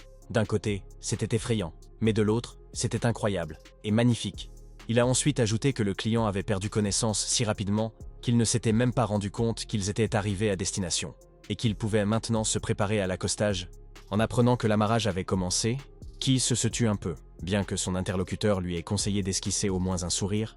Soudain, Ruim s'écria joyeusement qu'ils pouvaient se détendre car ils étaient déjà arrivés. L'homme, effrayé et épuisé, bondit aussitôt de son siège et courut quelque part, entendant derrière lui que la porte se trouvait de l'autre côté. Voyant ce qui arrivait à l'adolescent, la jeune fille sortie du cockpit demanda si tout allait bien pour leurs passagers, et reçut une réponse ambiguë. Au bout de quelques minutes seulement, Kiss réalisa qu'on l'entraînait quelque part, mais il résista activement, disant qu'ils étaient sous l'eau et ne pouvaient donc pas bouger aussi facilement. Mais, lorsqu'il descendit de l'avion, le jeune homme fut surpris de constater qu'il n'y avait pas d'eau autour d'eux, seulement de la terre ferme. S'avançant quelque part, l'homme posa des questions sur ses statuts, mais la blonde n'eut pas le temps d'expliquer et s'énerva donc maintenant parce qu'ils allaient dans la mauvaise direction. Après cela, Ruim constata que plus rien n'avait d'importance, car le jeune homme avait activé le poste de garde de nuit. Regardant avec horreur le monstre qui se tenait devant lui, l'adolescent demanda à plusieurs reprises si c'était vraiment une porte. La blonde a répété que c'était vrai et a ajouté que pour activer le portail, il suffisait de poser la main dessus. Notre héros fit ce qu'on lui avait dit et déclara aussitôt qu'il avait une sorte de sensation étrange. L'homme a dit qu'il avait l'impression que de la lumière circulait dans ses vaisseaux sanguins, pénétrait son corps, à la recherche de quelque chose, et dans son dos, on parlait déjà de la réaction du portail face à lui, qui se observait tout ce qui se passait avec horreur et ne croyait pas que cela fût réellement possible. Et l'instant d'après, une force inconnue repoussa le jeune homme. L'adolescent mécontent était assis par terre et se plaignait que c'était un portail électrique et qu'il était cassé, tandis que la jeune fille lui faisait remarquer qu'il n'était qu'un garçon ordinaire, pas un maître des esprits. Ruim réfléchit à ce qui venait de se passer et conclut que la porte elle-même ignorait qui était cet homme. La jeune fille voulut alors s'approcher du portail, bien que notre héros craignit de la heurter lui aussi. Mais il apprit qu'il s'agissait d'une épreuve tout à fait ordinaire et qu'il n'y avait donc pas lieu d'avoir peur. Le jeune homme voulait toujours savoir s'il était maître ou non. Mais il avait entendu dire qu'un examen approfondi pourrait être nécessaire. À ce moment-là, les portes accueillirent les invités, leur indiquant que le chemin était ouvert. qui se resta debout et observa attentivement ce qui se passait. Il lui semblait dormir. Cependant, ses compagnons lui dirent de ne pas rester là, car il était temps pour eux de partir. Voyant la ville à l'envers, qui était une île de nuit éternelle, le jeune homme constata que cela ne pouvait être vrai et conclut qu'on lui avait donné quelque chose à manger dans l'avion. L'homme était déconcerté par le fait que la ville était située à l'envers et ne savait donc pas du tout comment s'y rendre, mais on lui montra un ascenseur céleste qui pouvait le conduire très rapidement à destination. En faisant la queue, Qui se pensa qu'il y avait beaucoup de monde à cet endroit. Et l'homme blond lui expliqua que c'était la période des inscriptions à l'université, qui ont lieu tous les 3 ans. Le jeune homme ne comprenait pas s'il existait des établissements d'enseignement dans cet endroit étrange. En entrant dans l'ascenseur, l'homme ne comprenait pas où se trouvaient les ceintures de sécurité, ce qui l'a beaucoup effrayé. Se rendant compte que l'ascenseur accélérait, notre héros attrapa l'écharpe de l'homme assis devant lui et refusa d'entendre que les ceintures de sécurité étaient totalement inutiles. Et en effet, l'intérieur était d'un calme absolu, car il y avait ici sa propre gravité, qui aplanissait toutes les vibrations possibles. Suite à cela, une dispute a éclaté entre les deux nouvelles connaissances, car l'adolescent, qui devrait se comporter calmement, passait désormais pour un imbécile. Mais à ce moment-là, un inconnu, se trouvant dans l'ascenseur, regarda attentivement notre héros, sans comprendre qui il était. Se rendant compte que l'ascenseur avait commencé à tourner, Qui se sauta de son siège pour observer la scène. Le jeune homme craignait de devoir désormais apprendre à vivre la tête en bas.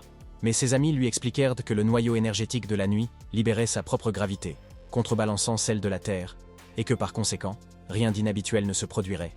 Après cela, les gars ont commencé à parler d'un certain propriétaire des lieux, qui était censé avoir plus de pouvoir qu'une ogive nucléaire. En entendant cela, l'homme commença à s'étonner, se demandant si cet endroit avait vraiment été créé par une personne. Mais les connaissances de notre héros ont immédiatement commencé à parler du fait que le propriétaire est une personne audacieuse et excentrique, mais qu'il se considère toujours comme extraordinaire. Soudain, la jeune fille frappa ses compagnes, disant qu'elle n'avait pas le droit de dire de telles choses sur son père. Ayant entendu cela, tout était désormais clair pour tout le monde. Un instant plus tard, le jeune homme demanda à nouveau de quel genre d'endroit il s'agissait. Et l'homme blond répondit qu'il s'agissait très probablement d'une sorte d'école. Et il a aussitôt ajouté que cette institution éducative n'accepte que des maîtres de l'esprit. Rui m'expliqua que presque tout le monde ici possédait des capacités spéciales, car ceux qui appartenaient au même clan devaient rester ensemble. Malgré cela, l'adolescent ne comprenait pas pourquoi cet endroit était sous l'eau. Se souvenant que les prisons sont généralement construites à cet endroit, le jeune homme, embarrassé, fit remarquer qu'il doutait qu'il s'agisse réellement d'une école, bien que la blonde lui ait immédiatement demandé de se taire un moment. L'étranger, assis non loin de nos héros, pensa que cela était très intéressant, et il demanda à haute voix à son assistant de se renseigner sur l'identité de cet homme aux cheveux noirs qu'il n'avait jamais vu auparavant. Diana a dit d'une voix douce qu'elle était assistante, et non servante. Mais le jeune homme a seulement ajouté qu'il voyait une sorte d'épais brouillard sur le corps de ce jeune homme. Les passagers en conclurent qu'un nouveau maître spirituel était apparu, capable de masquer l'œil d'Horus. Et pendant que l'homme blond étudiait le Kisse, tout le monde apprit qu'ils étaient déjà arrivés à destination. En sortant de l'ascenseur, les personnes présentes entendirent de nouveau la voix qui les accueillait au paradis des maîtres spirituels. Et seul cet homme ne croyait pas qu'ils étaient allés sous l'eau. Il était surpris de voir que, à cet endroit, le ciel était bleu, et qu'il y avait même des nuages. Mais l'homme blond affirmait que tout cela était réel, et que c'était même le fruit d'une immersion dans l'écologie. Le jeune homme savait qu'il devait suivre sa connaissance, même si celle-ci affirmait avoir aperçu une grande porte dans une direction complètement différente. À un moment donné, le jeune homme s'arrêta et déclara qu'il n'avait pas vu Mia. Mais son compagnon fit remarquer qu'elle était la fille du propriétaire et qu'elle bénéficiait donc de certains privilèges et aurait pu prendre un autre chemin. À ce moment-là, le blond consultait des informations sur les nouveaux élèves, mais ne trouva pas ce dont il avait besoin. Le jeune homme comprit que si ce n'était pas celui qui allait s'inscrire cette année. Il pensait pourtant avoir le sentiment qu'il se reverrait très bientôt.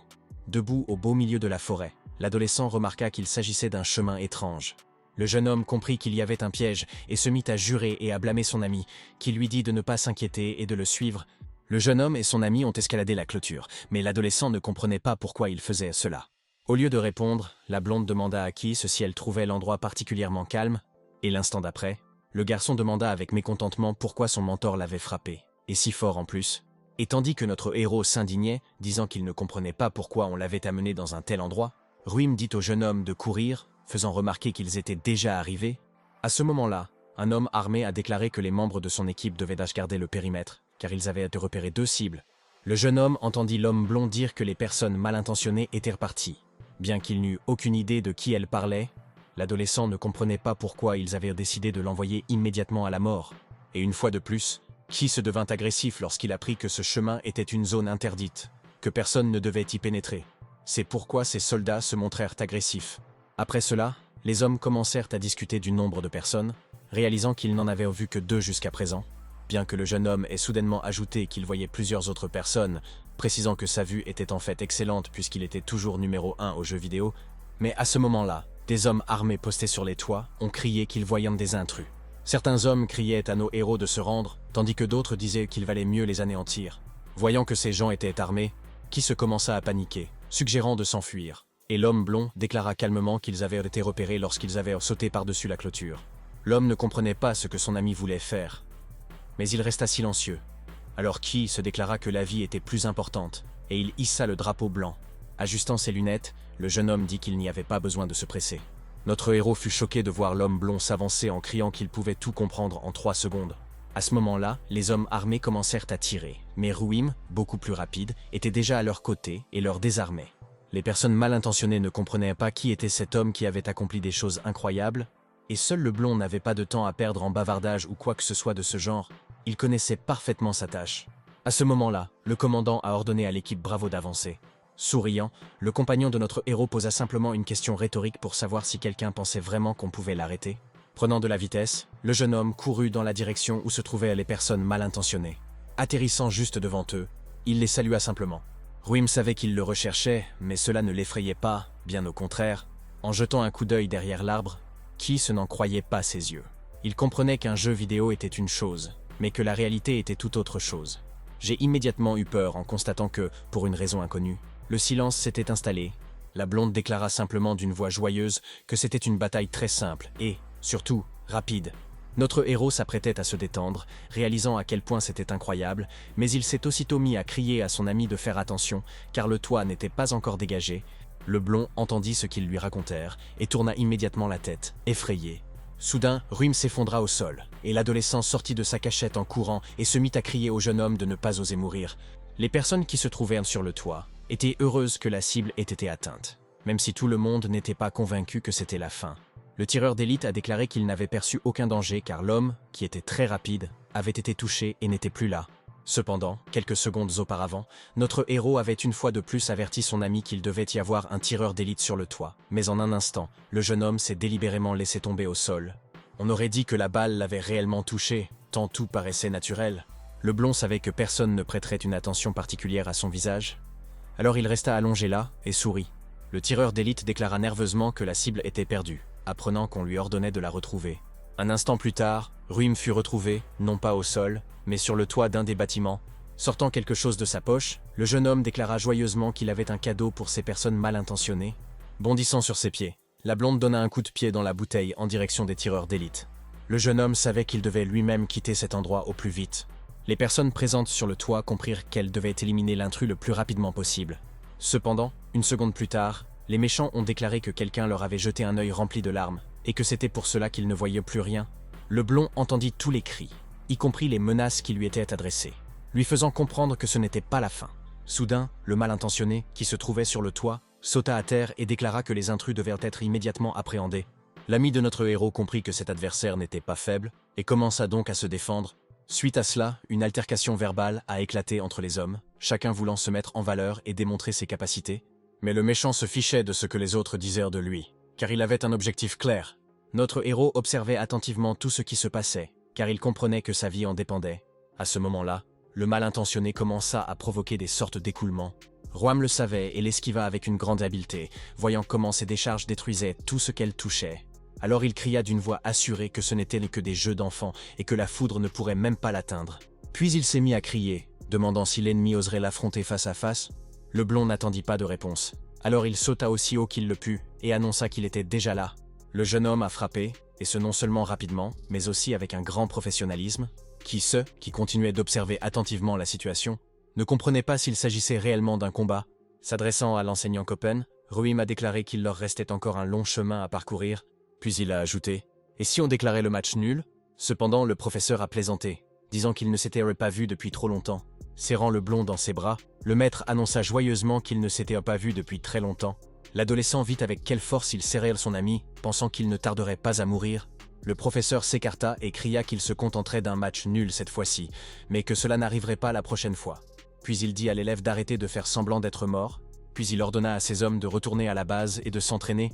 Copen a expliqué qu'il s'agissait en fait d'une zone réglementée et gardée, qu'il devait y avoir des armes et que le tireur d'élite était bien réel. Et tandis que le jeune homme posait des questions sur les armes, le mentor demanda aussitôt qui était ce garçon. Après quoi, en riant, il demanda si c'était vrai que ce type voulait devenir un maître spirituel. Il a fait remarquer qu'ils en apprendraient plus sur le garçon lors de son examen au service médical. Ce qui a de nouveau surpris Kise. Au bout d'un moment, Kise a parcouru le couloir du service médical pour se rendre au laboratoire. Souriant, le jeune homme se demanda s'il avait réellement une chance d'acquérir des super-pouvoirs, apprenant que c'était effectivement le cas, mais qu'il était important d'obtenir d'abord des résultats. Après cela, notre héros commença à s'intéresser à cet étrange super-pouvoir, mais il réalisa qu'ils avaient déjà atteint leur destination. Poussant le type à l'intérieur, la blonde cria au jeune homme de ne pas trop penser à parler. Le plus important étant de réussir l'examen. L'adolescent réalisa que la porte s'était déjà refermée derrière lui. Mais il continua de crier que quelque chose n'allait pas non plus avec son ami, et que par conséquent, il ne lui ferait pas de mal de se faire examiner, avant de retomber aussitôt sur ce qui se passait à présent. Debout au milieu de la grande pièce moderne, qui se déclara à voix haute que l'endroit était très calme. Le jeune homme ne savait pas quoi faire. Alors il demanda à haute voix qui était dans la pièce et apprit qu'il devait aller se coucher. Soudain, une tête ressemblant à celle d'un lièvre apparut derrière le jeune homme et le poussa vers le canapé. L'homme ne comprenait pas ce que c'était. Alors il observa attentivement ce qui se trouvait devant lui. Cette créature inconnue a déclaré qu'il n'existe aucune trace de notre héros, qu'il n'est pas un étudiant de l'île de la nuit. Le jeune homme voulait s'expliquer, mais l'entité lui ordonna de s'allonger car le scan avait commencé. Après cela, l'homme a appris qu'il avait vu une rupture de l'aorte, mais que les autres organes vitaux étaient normaux. La cause était inconnue, mais vraisemblablement proche du cœur. L'analyse psychique a alors commencé, mais elle a échoué. Le système a renvoyé une erreur, ce qui était très étrange. Kise ne comprenait pas pourquoi le silence était revenu. Mais soudain, le système affirma que l'énergie psychique pouvait empêcher la mort. Or, l'énergie psychique est nulle. Or, cela n'a rien de scientifique. Et un instant plus tard, un inconnu apparut devant notre héros et lui demanda ce qui lui était arrivé. Le garçon avait peur de cette fille, alors il lui a demandé de ne pas être nerveuse et de ne pas s'approcher de lui. Bien que l'adolescent doutât qu'une personne vivante se tienne devant lui, la belle déclara s'appeler Hibiscus et qu'elle était la ministre de la médecine. Notre héros ne comprenait rien, mais l'étranger fit remarquer qu'il était protégé par un pouvoir spécial, mais que lorsque celui-ci prendrait fin, il mourrait. Qui se pleura alors et implora de l'aide. À ce moment-là, le médecin a annoncé que si le jeune homme le souhaitait, il pouvait signer un accord de don de corps.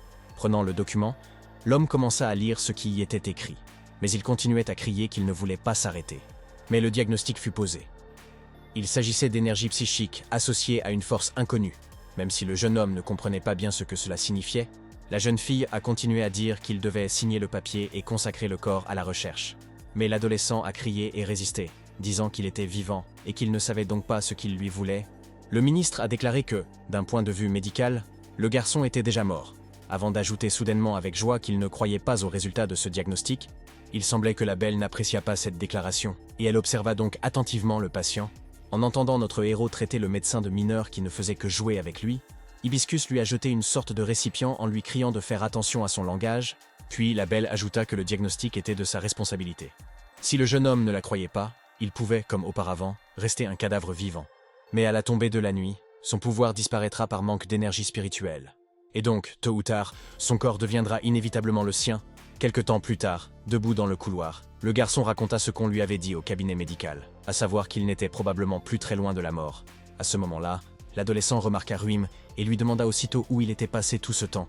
L'homme blond expliqua d'une voix triste qu'il venait de recevoir un message annonçant un accident à S-City, un incident de catégorie A. Kise ne comprenait pas ce que cela signifiait, mais le jeune homme lui expliqua qu'il devait retourner au groupe du dragon chinois pour comprendre la situation.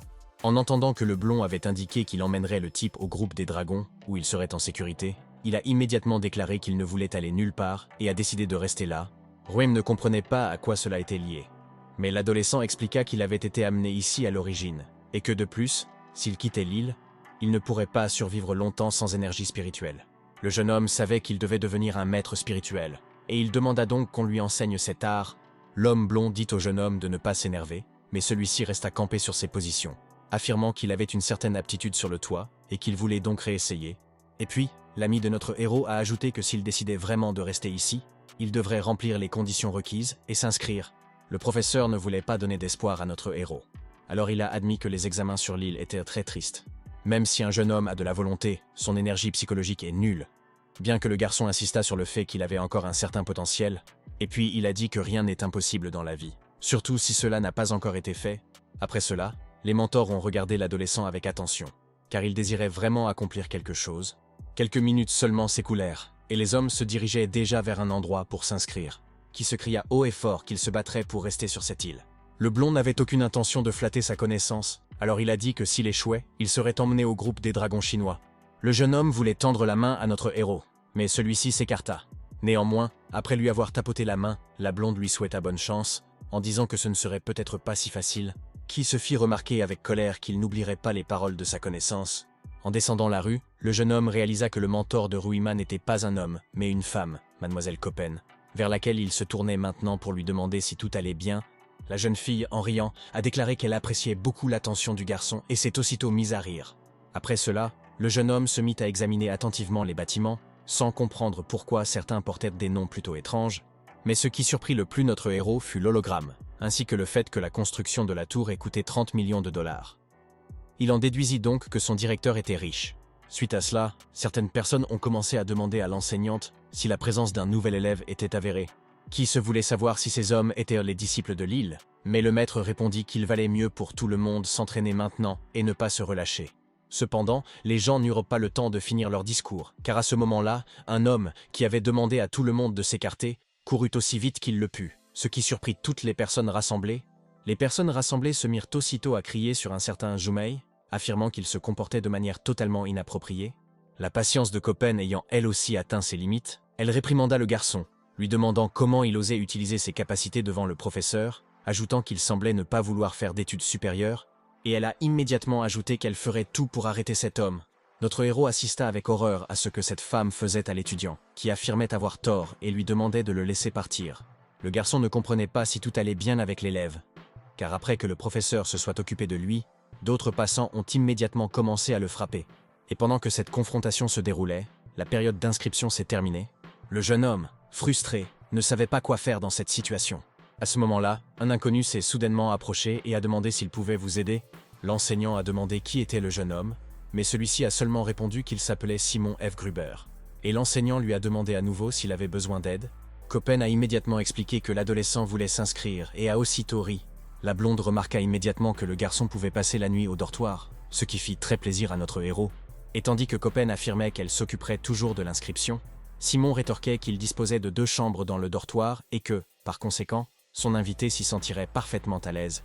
Tandis que les hommes avançaient, Keith, une nouvelle connaissance, lui expliqua qu'il existait plusieurs théories sur l'énergie psychique, que peu importe comment le monde changeait, seules les forces des éléments étaient éternelles, que le monde était construit sur les forces des éléments et qu'elles étaient manipulées par l'énergie psychique.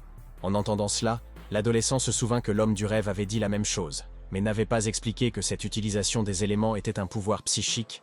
La nouvelle connaissance expliqua également que ce pouvoir est aussi appelé le pouvoir des dieux, car dans le passé, les hommes étaient absolument impuissants. Désormais, tous les maîtres spirituels ont la possibilité de recevoir la pleine puissance de l'héritage. Aujourd'hui, être maître spirituel est beaucoup plus difficile, ou plutôt, des centaines de fois plus difficile qu'auparavant. Chacun sait que les plus grands maîtres spirituels se tiennent au sommet de la pyramide et contrôlent le monde entier. En entendant cela, Qui se répéta que rien n'était impossible, que s'il devenait maître spirituel, il changerait tout.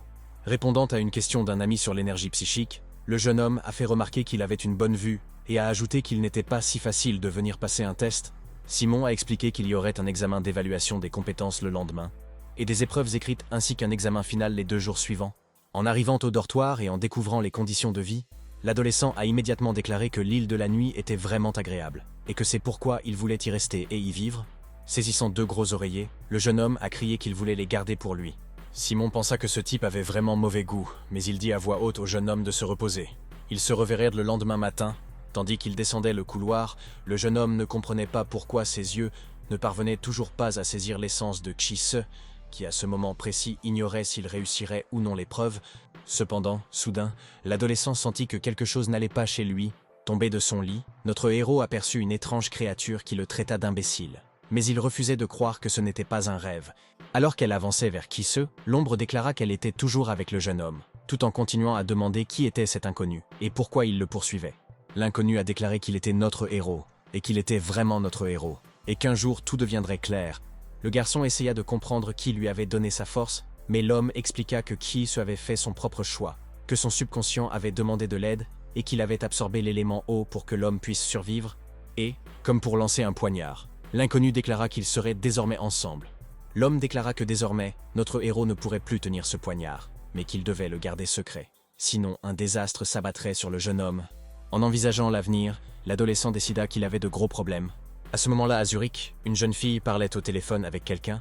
Elle a déclaré que le Centre national de renseignement devait être informé, et que cette personne devait ensuite être retrouvée. Après cela, la brune déclara qu'elle ne laisserait pas Ki se lui échapper aussi facilement. Le centre de surveillance secret clamait haut et fort que personne ne pouvait échapper à la détection. Il pouvait d'abord tenter des recherches en Asie, puis utiliser Internet. Un des employés a déclaré qu'il fallait retrouver notre héros avant que le patron ne se mette en colère. Le temps passa, mais les recherches ne donnèrent rien, d'autant plus que les employés voulaient de régler tout cela au plus vite pour faire plaisir à la fondatrice du centre, Mary. Constatant que rien ne fonctionnait, l'employé a indiqué qu'il pouvait encore chercher dans le groupe du dragon chinois. En apprenant cela, la belle commença à s'inquiéter, disant que le jeune homme ne devait pas tomber entre les mains de ces gens, et ordonna donc de vérifier si Ki se avait été emmené dans un lieu secret. Soudain, l'homme annonça nerveusement que l'objet avait été retrouvé dans l'océan Pacifique occidental, et, après une courte pause, il reprit son récit, expliquant que le jeune homme se trouvait à l'intérieur des limites de l'île de la nuit. Voyant plus loin, Mary dit à voix basse que ce serait très grave si l'adolescente était là. Un instant, la jeune fille se souvint d'une conversation qui avait eu lieu en 1999, lorsqu'un étranger avait dit qu'il essayait d'empêcher la fin du monde, mais qu'il y avait une chose qu'il n'allait pas permettre à la beauté de faire. Revenant au présent, la dirigeante a fait remarquer qu'il était impossible que Ki se tombe entre les mains de cette personne, et a ajouté qu'elle se fichait de la manière dont le jeune homme serait rendu, mais qu'il devait se tenir devant elle. L'agent a recommencé les recherches, mais a déclaré que le radar ne pouvait pas détecter l'individu, ajoutant que les recherches ne pouvaient désormais être effectuées que par un canal spécial. Soudain, Mary déclara que le jeune homme avait déjà rejoint le groupe des dragons, et décida donc qu'il était temps de changer de plan et d'arrêter les recherches. Les employés ne comprenaient pas cette décision, mais le directeur a expliqué que tout devait se faire discrètement, afin que l'organisation ne soit pas au courant. Elle a ensuite précisé que les employés avaient 5 minutes pour rassembler toutes les informations concernant l'île de la nuit, et qu'ils devaient contacter une seule personne sans éveiller les soupçons. Beauty savait que tout devait se faire le plus discrètement possible. Et avec un sourire aux lèvres, elle ajouta qu'il y avait une personne capable de faire ce dont ils avaient besoin, et qu'elle se trouvait déjà sur cette île. Après cela, la jeune fille commença à étudier attentivement un dossier. À ce moment-là, un homme inconnu regardait attentivement par la fenêtre, au large de laquelle nageait une baleine. Constatant que la créature marine s'était éloignée, l'homme remarqua avec déception qu'il commençait à s'ennuyer sérieusement. À ce moment-là, le ministre de la Défense de l'île entra dans la pièce et demanda pourquoi le jeune homme était contrarié. Il répondit qu'il avait vu un mauvais présage dans le ciel nocturne et qu'il était donc certain que leur île était en danger, et demanda aussitôt ce que le ministre tenait dans ses mains. Comprenant que l'employé faisait des recherches sur les Canadiens, l'étranger déclara qu'il n'avait rien de mieux à faire que de travailler. Mais le ministre se contenta de dire que, selon la légende, Paganini avait vendu son âme au diable en échange d'un jeu exceptionnel. L'homme à la moustache déclara que c'était une légende et passa immédiatement à l'année 1999, notant qu'il y avait alors plusieurs candidats, mais qu'aucun d'eux n'avait visité la ville de S. Le ministre déclara aussitôt que le diable de la prophétie d'il y a 99 ans s'était rendu à l'île de la nuit avant la destruction du monde. L'étranger répondit mystérieusement que tout était possible, mais que son intuition était toujours juste, même si ce à quoi il pensait avait peu de chances de se produire. De plus, il était lui-même encore sur l'île. Le ministre, fermant les yeux, espéra que ce fût vrai, et l'homme allongé sur le lit fit remarquer qu'il était impossible que le diable renaisse. Se sentant un peu mal, Ki se espérait ne pas être malade, surtout qu'il avait un examen le lendemain. Tout en effectuant certaines manipulations, l'homme espérait une bénédiction qui lui permettrait de réussir cet examen. Après s'être concentré, l'homme décida de s'entraîner à nouveau, réalisant que c'était d'une importance capitale pour lui. Au bout de quelques minutes, un élément aquatique apparut au-dessus de la paume de notre héros, ce qui le réjouit. Mais il fut contrarié par sa petite taille et le fait qu'il commençait à rétrécir. Mais au bout d'1 minute à peine, le jeune homme était heureux d'avoir du potentiel. Alors, il se cria à lui-même qu'il ne pouvait pas dormir, qu'il devait s'entraîner encore et encore pour devenir le plus fort de tous. Le lendemain, tous les candidats se sont réunis au centre d'entraînement de l'île de la nuit pour tester leurs forces. Notre héros savait qu'il y aurait d'autres étudiants ici, mais il ne s'attendait pas à en voir autant.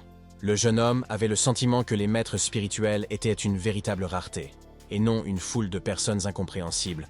Mais à ce moment-là, quelqu'un a fait remarquer que chacune des 500 personnes était un maître spirituel.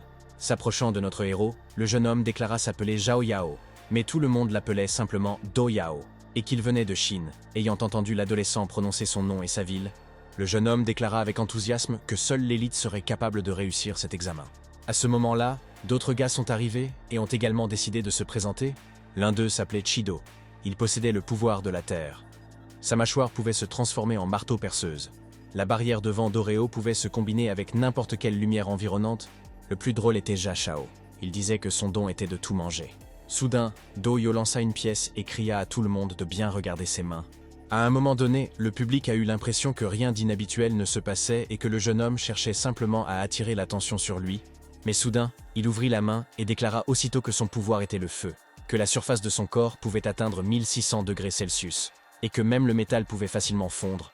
Jia Shao semblait incrédule, alors il repoussa la main du participant et se dirigea droit vers la pièce. Un des hommes qui se tenait à proximité a dit qu'il ne fallait pas faire cela car le métal était très chaud. Et à ce moment-là, notre héros s'est précipité en avant, sachant qu'il éteindrait cet incendie grâce à son pouvoir. Voyant la pièce tomber au sol, l'adolescent se demanda s'il avait vraiment réussi.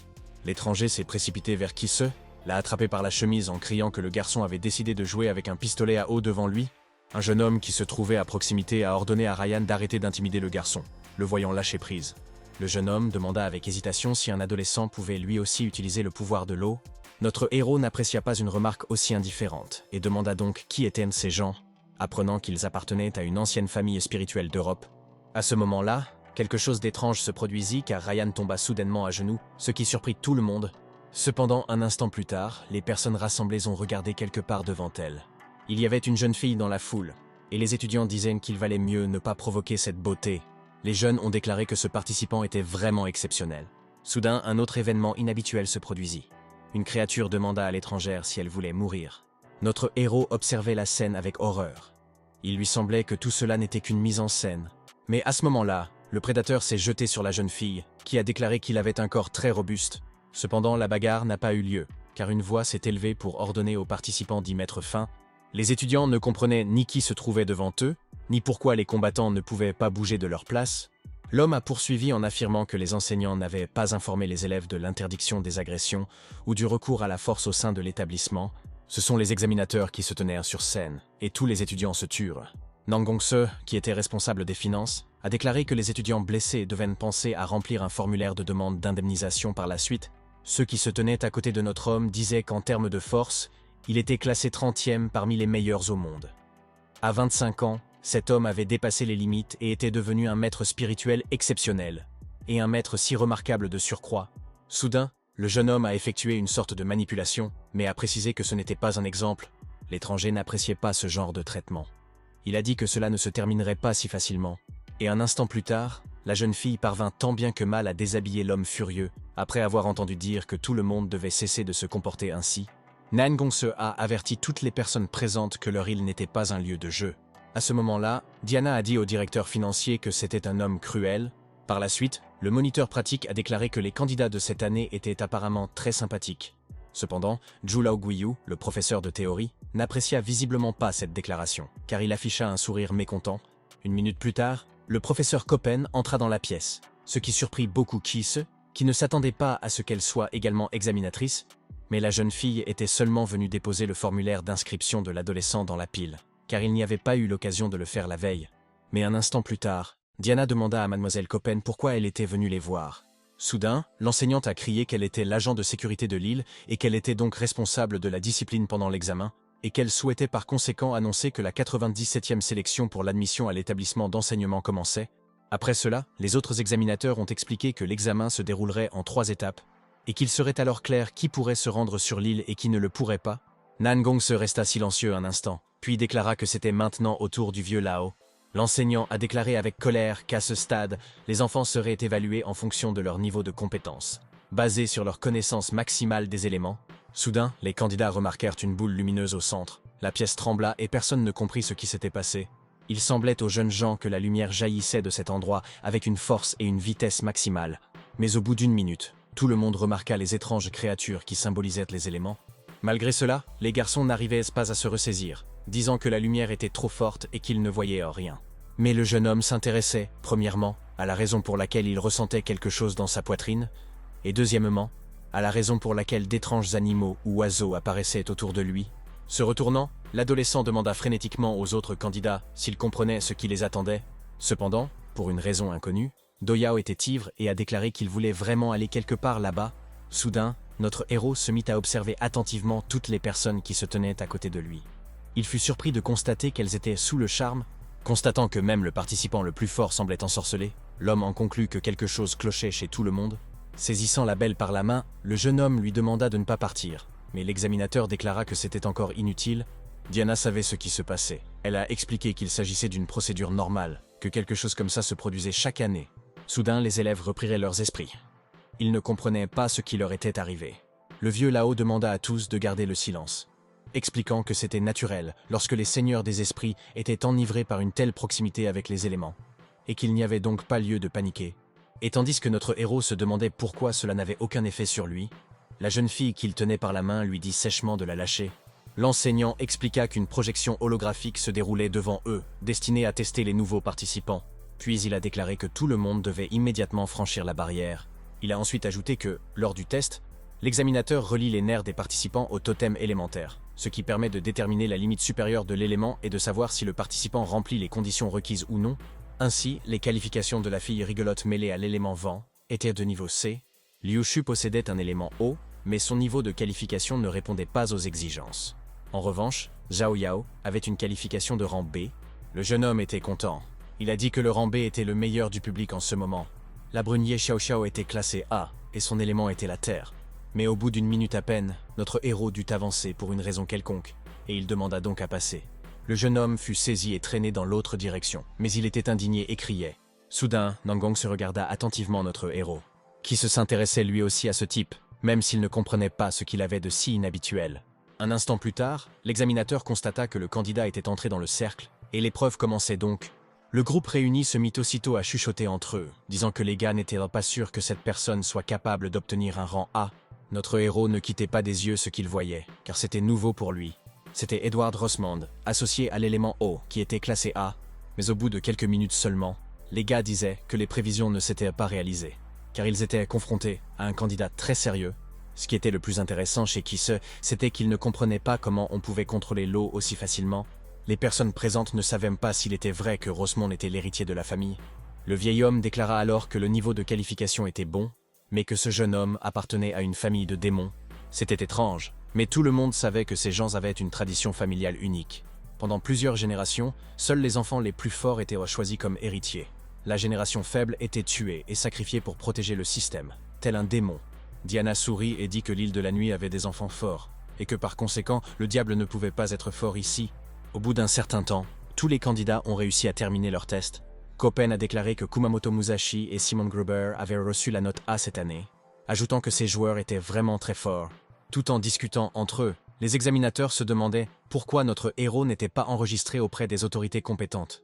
De plus, on ignorait quels étaient ses véritables pouvoirs. C'est pourquoi les professeurs ont dit à Kisse de passer le test ensuite, espérant qu'il réussirait. En se rendant sur scène, l'adolescent croisa Simon, qui lui dit être venu lui aussi. Souriant, le jeune homme déclara à haute voix qu'il était prêt, mais il pensait en lui-même qu'il ne s'agissait que d'un test de routine. Le jeune homme pénétra rapidement dans le cercle autour duquel des créatures élémentaires magiques étaient déjà rassemblées. Les examinateurs n'avaient aucune intention de retarder l'examen. Ils disaient qu'il était temps de commencer. Observant avec effroi tout ce qui se passait, notre héros tenta de comprendre pourquoi ces éléments ne réagissaient absolument pas. Les participants furent surpris, ainsi que Koppen, qui répéta discrètement le nom de l'homme. Tout le monde s'est mis à crier que qui se ferait mieux de rentrer chez lui car il n'était pas à sa place, bien que le jeune homme fût convaincu qu'il serait capable de montrer quelque chose. Les personnes qui participent à l'épreuve ne sont pas des personnes simples. Cet homme savait que s'il ne pouvait pas rester sur cette île, il mourrait tout simplement. Fermant les yeux, le jeune homme hurla à plein poumon qu'il ne mourrait pas. Cet homme disait qu'il deviendrait l'un des meilleurs, un maître spirituel. Mais soudain, quelque chose se produisit que le jeune homme désirait sans s'y attendre. Il parvint à faire apparaître de l'eau au-dessus de sa paume. À ce moment-là, les examinateurs ont appelé le nom de notre héros, précisant que sa note était de catégorie C. En apprenant cela, le garçon s'est immédiatement réjoui. Il a compris qu'il avait réussi, ce qui était incroyable. Se rendant compte que le jeune homme avait l'air ridicule pendant un moment, il a immédiatement commencé à se justifier, expliquant qu'il avait d'abord ressenti de la pression, puis les autres lui ont dit de ne pas se vanter, car l'essentiel était qu'il ait réussi. Après cela, Doyao a déclaré qu'il souhaitait inviter le jeune homme à dîner, ajoutant que l'examen du lendemain serait bien plus difficile que celui-ci. Notre héros n'y voyait pas d'inconvénient, même s'il comprenait que son résultat était loin d'être optimal. Mais il y avait encore une chance, et il n'était donc pas question d'abandonner. Soudain, Copen courut vers Kiss, lui tapota l'épaule, et elle cria de joie pour être sûre que le jeune homme ne la décevrait jamais. En voyant le garçon tomber au sol, l'enseignante a remarqué qu'elle se sentait un peu nerveuse. En regardant vers l'avenir, le candidat aux yeux bleus a déclaré que quelque chose clochait. Il ne croyait pas qu'un concurrent puisse avoir une note de C. Puis il a ajouté que le moment viendrait et qu'il découvrirait assurément ce que qui se cachait. Une minute plus tard, Diana demanda pourquoi Simon était si sérieux et fit immédiatement remarquer qu'elle avait sincèrement pitié de ce jeune homme. Le vieux Liao décida de changer de sujet et déclara donc qu'il valait mieux pour eux tous aller se reposer. Et que pour Diana, il valait mieux qu'elle prenne soin de la personne qu'elle avait elle-même choisie. Mais l'enseignante a dit qu'elle ne pouvait rien y faire, c'est Simon. Quoi qu'il veuille faire, il le fera, et il ne s'arrêtera jamais. Même si cet homme est venu ici sur invitation, elle souhaite faire plus que ce qu'il attend. Mais elle ignore si le participant est condamné à mourir ici ou non. En entendant Nangong se dire que ce n'était pas une blague, la jeune fille remarqua que sa collègue l'ennuyait. Après cela, il a continué à parler de l'étrangeté de la personne qu'elle avait amenée. À un moment donné, Icehood a pleuré pour lui, mais il n'a qu'une note C. L'homme continuait de réfléchir à ce qui s'était passé, à ce qui n'allait pas, et à qui était réellement cette adolescente. Mais au bout d'une minute, tout le monde s'est figé sur place en voyant une immense flamme. Il était exaspéré par Kinming, qui bénéficiait d'une note A+, et pouvait donc être considéré comme le meilleur des meilleurs. Personne ne savait de quel type de notation il s'agissait. Et de plus, beaucoup n'avaient même jamais entendu parler d'une telle personne. Et une minute plus tard, l'employé de l'établissement scolaire a fait remarquer, l'air pensif, que cette année, il y avait en fait beaucoup de nouveaux arrivants atypiques. Une fois le premier examen terminé, tous les étudiants dormaient, y compris notre héros, qui se trouvait toujours dans le même dortoir.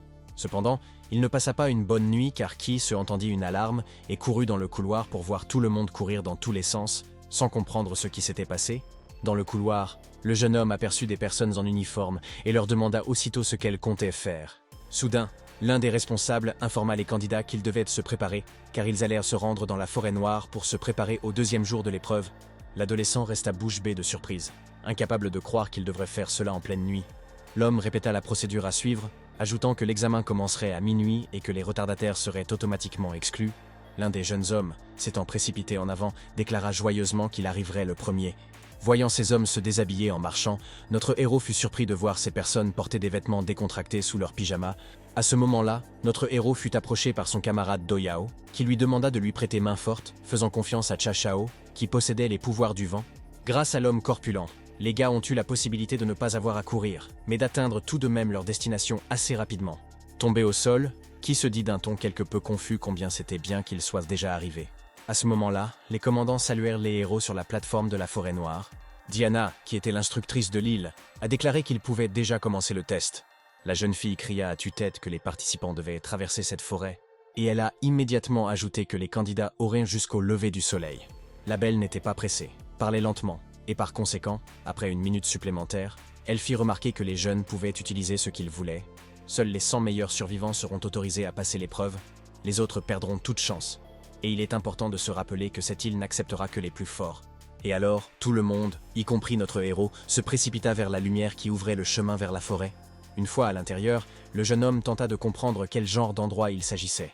De plus, il fut surpris de ne pas voir les autres participants, qui, quelques secondes auparavant, se bousculaient à côté de lui. Simon, qui se trouvait lui aussi dans la forêt, pensait être perdu. De plus, l'air humide, qui lui rappelait celui de Londres, le désorientait, mais le garçon possédait des dons, et il décida donc d'utiliser l'œil d'Horus pour pénétrer le passé et le présent de toute chose, et le jeune homme découvrit aussitôt qu'il y avait 20 sorties dans cette forêt. Après avoir regardé sa montre, le participant a décidé de déterminer lui-même laquelle de ces options était la bonne, celle qui lui conviendrait le mieux. Parallèlement, Ki se essayait de comprendre pourquoi il ne retrouvait aucune de ses connaissances avant que le jeune homme n'ait eu le temps de saisir un bâton, se disant qu'il pourrait lui être utile. Une créature apparut devant lui. Il s'est avéré cependant qu'il ne s'agissait que d'un petit insecte qui voulait effrayer le jeune homme, lequel a reconnu cet insecte. L'adolescent a déclaré à voix haute qu'il s'agissait d'un totem de l'élémentaire, porte-bonheur à celui qui règne sur la terre. Mais un instant plus tard, ses pensées furent occupées par autre chose, car le jeune homme ressentit quelque chose d'extrêmement étrange.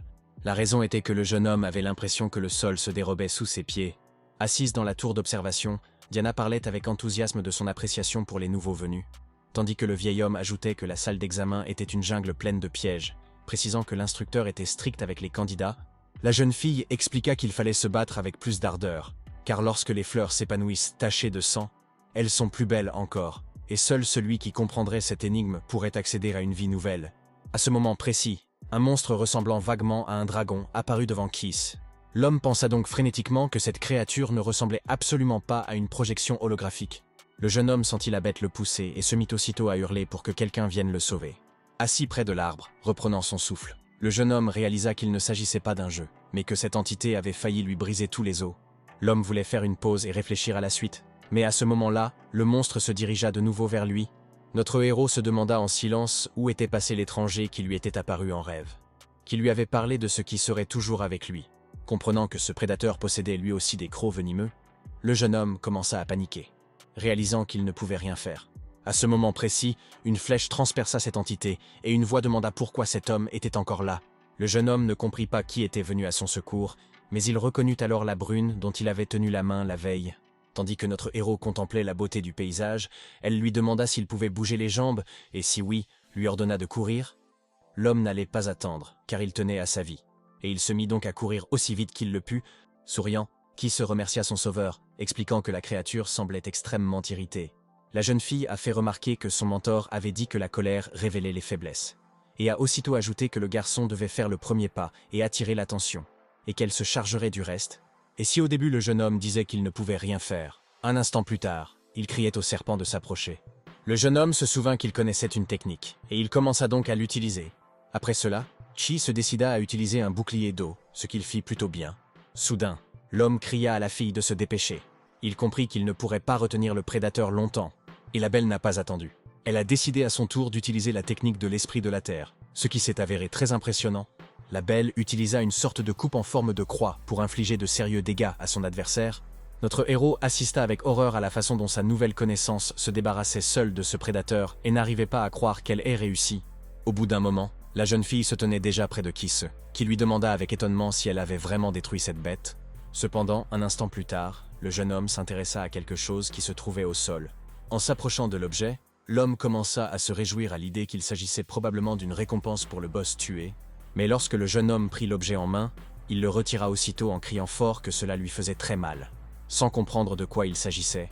À ce moment-là, un autre groupe de personnes, qui se cachaient dans la forêt et observaient les garçons, déclara que désormais personne ne pouvait les aider.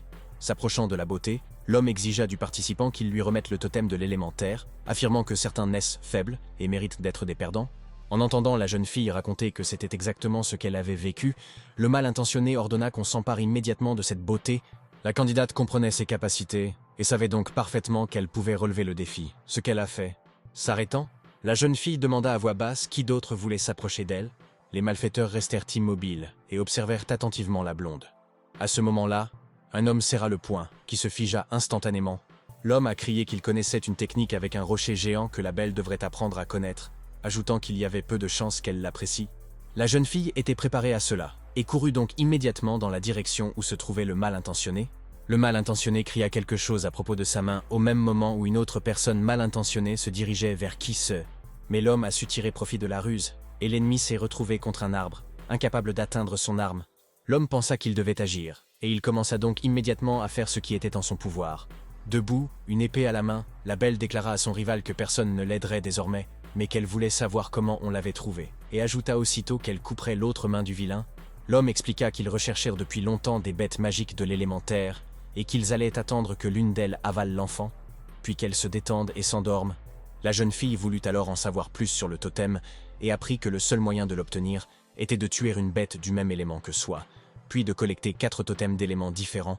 Un instant plus tard, notre héros déclara que chaque personne ne pourrait obtenir qu'un seul totem, et que chacun essaierait donc de les prendre aux autres. L'homme était furieux. Il a dit que seulement 100 de personnes pourraient rester sur l'île, mais qu'un retardataire comme notre héros ne pourrait certainement pas s'en sortir vivant. Il a ajouté que le niveau C est le plus bas, et que par conséquent, ce jeune homme ne mérite que de pourrir dans cette forêt, et non de recevoir une éducation. Le jeune homme hurla, ne comprenant pas pourquoi un tel mépris était exprimé envers Level S, et l'entendant recommencer à l'insulter. Mais au bout d'1 minute à peine, nos héros entendirent des pas, puis aperçurent des silhouettes et commencèrent à se demander qui d'autre se trouvait dans la forêt. Quelqu'un a dit à voix haute que c'était lui, mais il n'y a eu aucune explication de ce que cela signifiait. Soudain, Edward apparut dans la foule et demanda au méchant s'il avait oublié la mission pour son propre intérêt. L'homme implora sa clémence, il supplia qu'on lui donne une autre chance, mais le blond déclara froidement qu'il était profondément déçu par ses détracteurs. Le jeune homme déclara qu'il utiliserait l'élément de l'eau et demanda donc à toutes les personnes rassemblées de se disperser immédiatement. Après cela, tout le monde a été témoin de la transformation du méchant en sculpture de glace. Face à cela, Keith essaya de dire quelque chose, mais il ne trouva pas les mots justes. Mais au bout d'une minute, il osa demander pourquoi cela avait été fait et apprit que la tâche de ce joueur était de collecter des totems et d'éliminer les déchets du niveau. Si cette personne échouait dans sa tâche, elle devait être punie. Le jeune homme, choqué, a demandé si des gens étaient vraiment tués pour les besoins de ce test et a immédiatement déclaré que c'était tout simplement illégal, mais au lieu d'une réponse, il y eut un rire bruyant qui semblait ne jamais vouloir s'arrêter. Soudain, le jeune homme déclara d'un ton indifférent que l'île ne formait que des conquérants à l'esprit fort, et que par conséquent, cette stupide théorie sur la justice pouvait être rejetée, seuls les meilleurs survivront.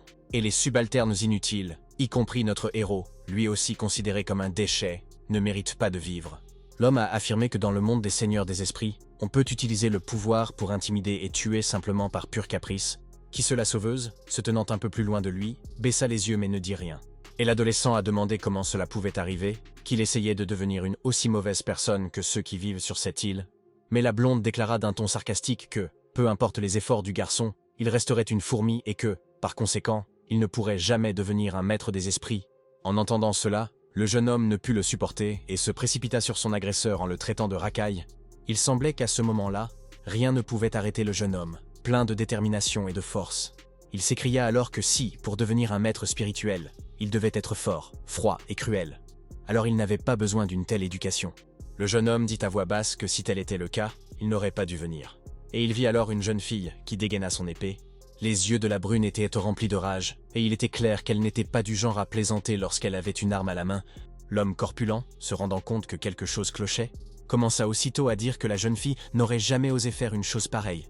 Et tandis qu'Edward conseillait à Ye Xiaoxiao de ne pas devenir une fourmi, elle fit remarquer que son mentor avait dit qu'il ne valait pas la peine de rester du côté des mauvaises personnes, car lorsque la foudre frappe, il est très facile de la briser. Voyant les jeunes hommes s'éloigner au loin, le gros homme s'indigna qu'on laisse partir les garçons si facilement, mais le jeune maître était sûr qu'il ne sortirait pas de la forêt. Et à ce moment-là, les professeurs observaient toute la scène et disaient « Tu ne voudrais même pas respirer le même air qu'Edward, c'est une personne froide et sans cœur. » Et tandis que certains parlèrent de règles, Nangong se déclara que sur cette île, il n'y avait qu'une seule règle, le bien et le mal. En traversant la forêt, notre héros demanda à Ye Xiaoxiao si c'était vrai qu'elle le suivait. Se cachant derrière un arbre, la brune posa une question en retour. Était-il vrai que le jeune homme ne cherchait pas à devenir un maître spirituel? Le jeune homme déclara que si cela impliquait de nuire à autrui, alors il ne souhaitait pas vraiment devenir un souverain, bien que la jeune fille ait rétorqué que sinon Edward le retrouverait ou qu'il ne pourrait pas quitter la forêt. Après cela, Qui se fit remarquer qu'il n'allait pas quitter les lieux. De plus, même s'il ne pouvait pas être le maître des esprits, il ne permettrait pas que des innocents soient tués impunément. La jeune femme ne comprenait pas ce que l'adolescent allait faire. Mais il lui expliqua qu'il avait un secret. S'il quittait l'île, il ne pourrait pas survivre. Cependant, il ne prévoyait rien contre son gré. Puis il a fièrement déclaré qu'avant de quitter définitivement les lieux, il éliminerait les lacunes qui existaient ici. En entendant cela, Ye Xiaoxiao a déclaré qu'elle voulait partir avec le jeune homme, même si cela lui ferait perdre son diplôme d'études secondaires, ajoutant qu'elle avait vécu des moments difficiles ici. Après cela, la belle demanda le nom du garçon. Mais ce n'est qu'après avoir entendu son nom que les garçons remarquèrent des cris et décidèrent que le bruit provenait de quelque part dans la forêt. À ce moment-là, les hommes corpulents se moquèrent d'un homme qui pleurait, disant qu'ils se demandaient qui allait bien pouvoir lui venir en aide. Cependant, les garçons n'apprécièrent pas ce genre de traitement et, par conséquent, ils ont eux aussi commencé à se rebeller, afin de se protéger d'une manière ou d'une autre. Soudain, des pierres se mirent à voler sur les méchants. Réalisant que quelque chose n'allait pas, ils exigèrent que le farceur se montre immédiatement. Souriant, notre héros décida de faire une remarque sarcastique, après quoi il se présenta, voyant avec quelle joie ses nouveaux amis prononçaient son nom. Tout en poursuivant l'individu, les mal intentionnés ne pouvaient même pas imaginer qu'il était accompagné d'un participant de rang A. Expert en technique de ligotage, quelques minutes plus tard, les méchants étaient déjà pendus aux branches, se plaignant et gémissant, ne comprenant pas pourquoi ils avaient été si maltraités. Qui a déclaré qu'il voulait affronter Edward après avoir appris d'un ami qu'il y avait de nombreux adversaires outre cet homme et qu'ils étaient tous forts. Il était donc difficile de savoir s'il serait capable de gagner. À ce moment-là, la voix de Simon se fit entendre derrière lui, disant calmement qu'il allait lui aussi se joindre aux autres. Les participants étaient heureux de voir cet homme, mais ils ne savaient pas s'ils étaient suffisamment nombreux pour résister aux personnes mal intentionnées. Simon tenta de calmer les garçons en leur disant qu'il possédait le pouvoir de l'œil d'Horus, qui lui permettait de tout surveiller, et qu'il connaissait un moyen de mettre fin à la cruauté d'Edward et de réussir l'examen. Ye Xiaoxiao s'avança légèrement, voulant connaître le plan de son collègue, et celui-ci déclara que le plus important était le travail d'équipe. Le jeune homme expliqua que le travail d'équipe reposait sur la vérité. Mais Edward a trahi cette vérité par une approche grossière et inefficace, ce qui a semé l'insécurité chez les autres élèves. D'après lui, tous avaient décidé que seul le vol pouvait subsister ici, ce dont notre héros se souvenait. Cette proposition peut sembler peu fiable, mais plus il y aura de personnes impliquées dans le vol, plus elle deviendra efficace. Et ils pourront révéler le secret et recruter davantage de personnes dans ce gang, conscients que tôt ou tard des affrontements éclateraient au sein même du gang. Les gars se réjouirent, affirmant que, grâce à un plan astucieux, ils réussiraient facilement l'épreuve. Les connaissances de notre héros ont remarqué qu'ils possédèrent déjà les 3 éléments, le vent, la terre et l'eau. Il ne leur manquait que le feu. Et tandis que les participants pensaient qu'ils devaient absolument retrouver Do Yao, leur nouveau camarade ouvrit une sorte d'horloge magique. L'homme expliqua qu'il s'agissait d'espions du vent capables de trouver et de suivre les informations nécessaires, et qu'ils pourraient également retrouver facilement Yao s'il en avait besoin, comprenant qu'il ne s'agissait pas d'une personne ordinaire. Simon dit aux hommes avec un sourire de ne pas s'inquiéter. Il était intéressé par leurs informations confidentielles. Au fil de leur promenade en forêt, les participants ont discuté de leurs mots de passe personnels, mais ils n'ont pas pu parvenir à un consensus car les propositions n'étaient pas des plus intéressantes.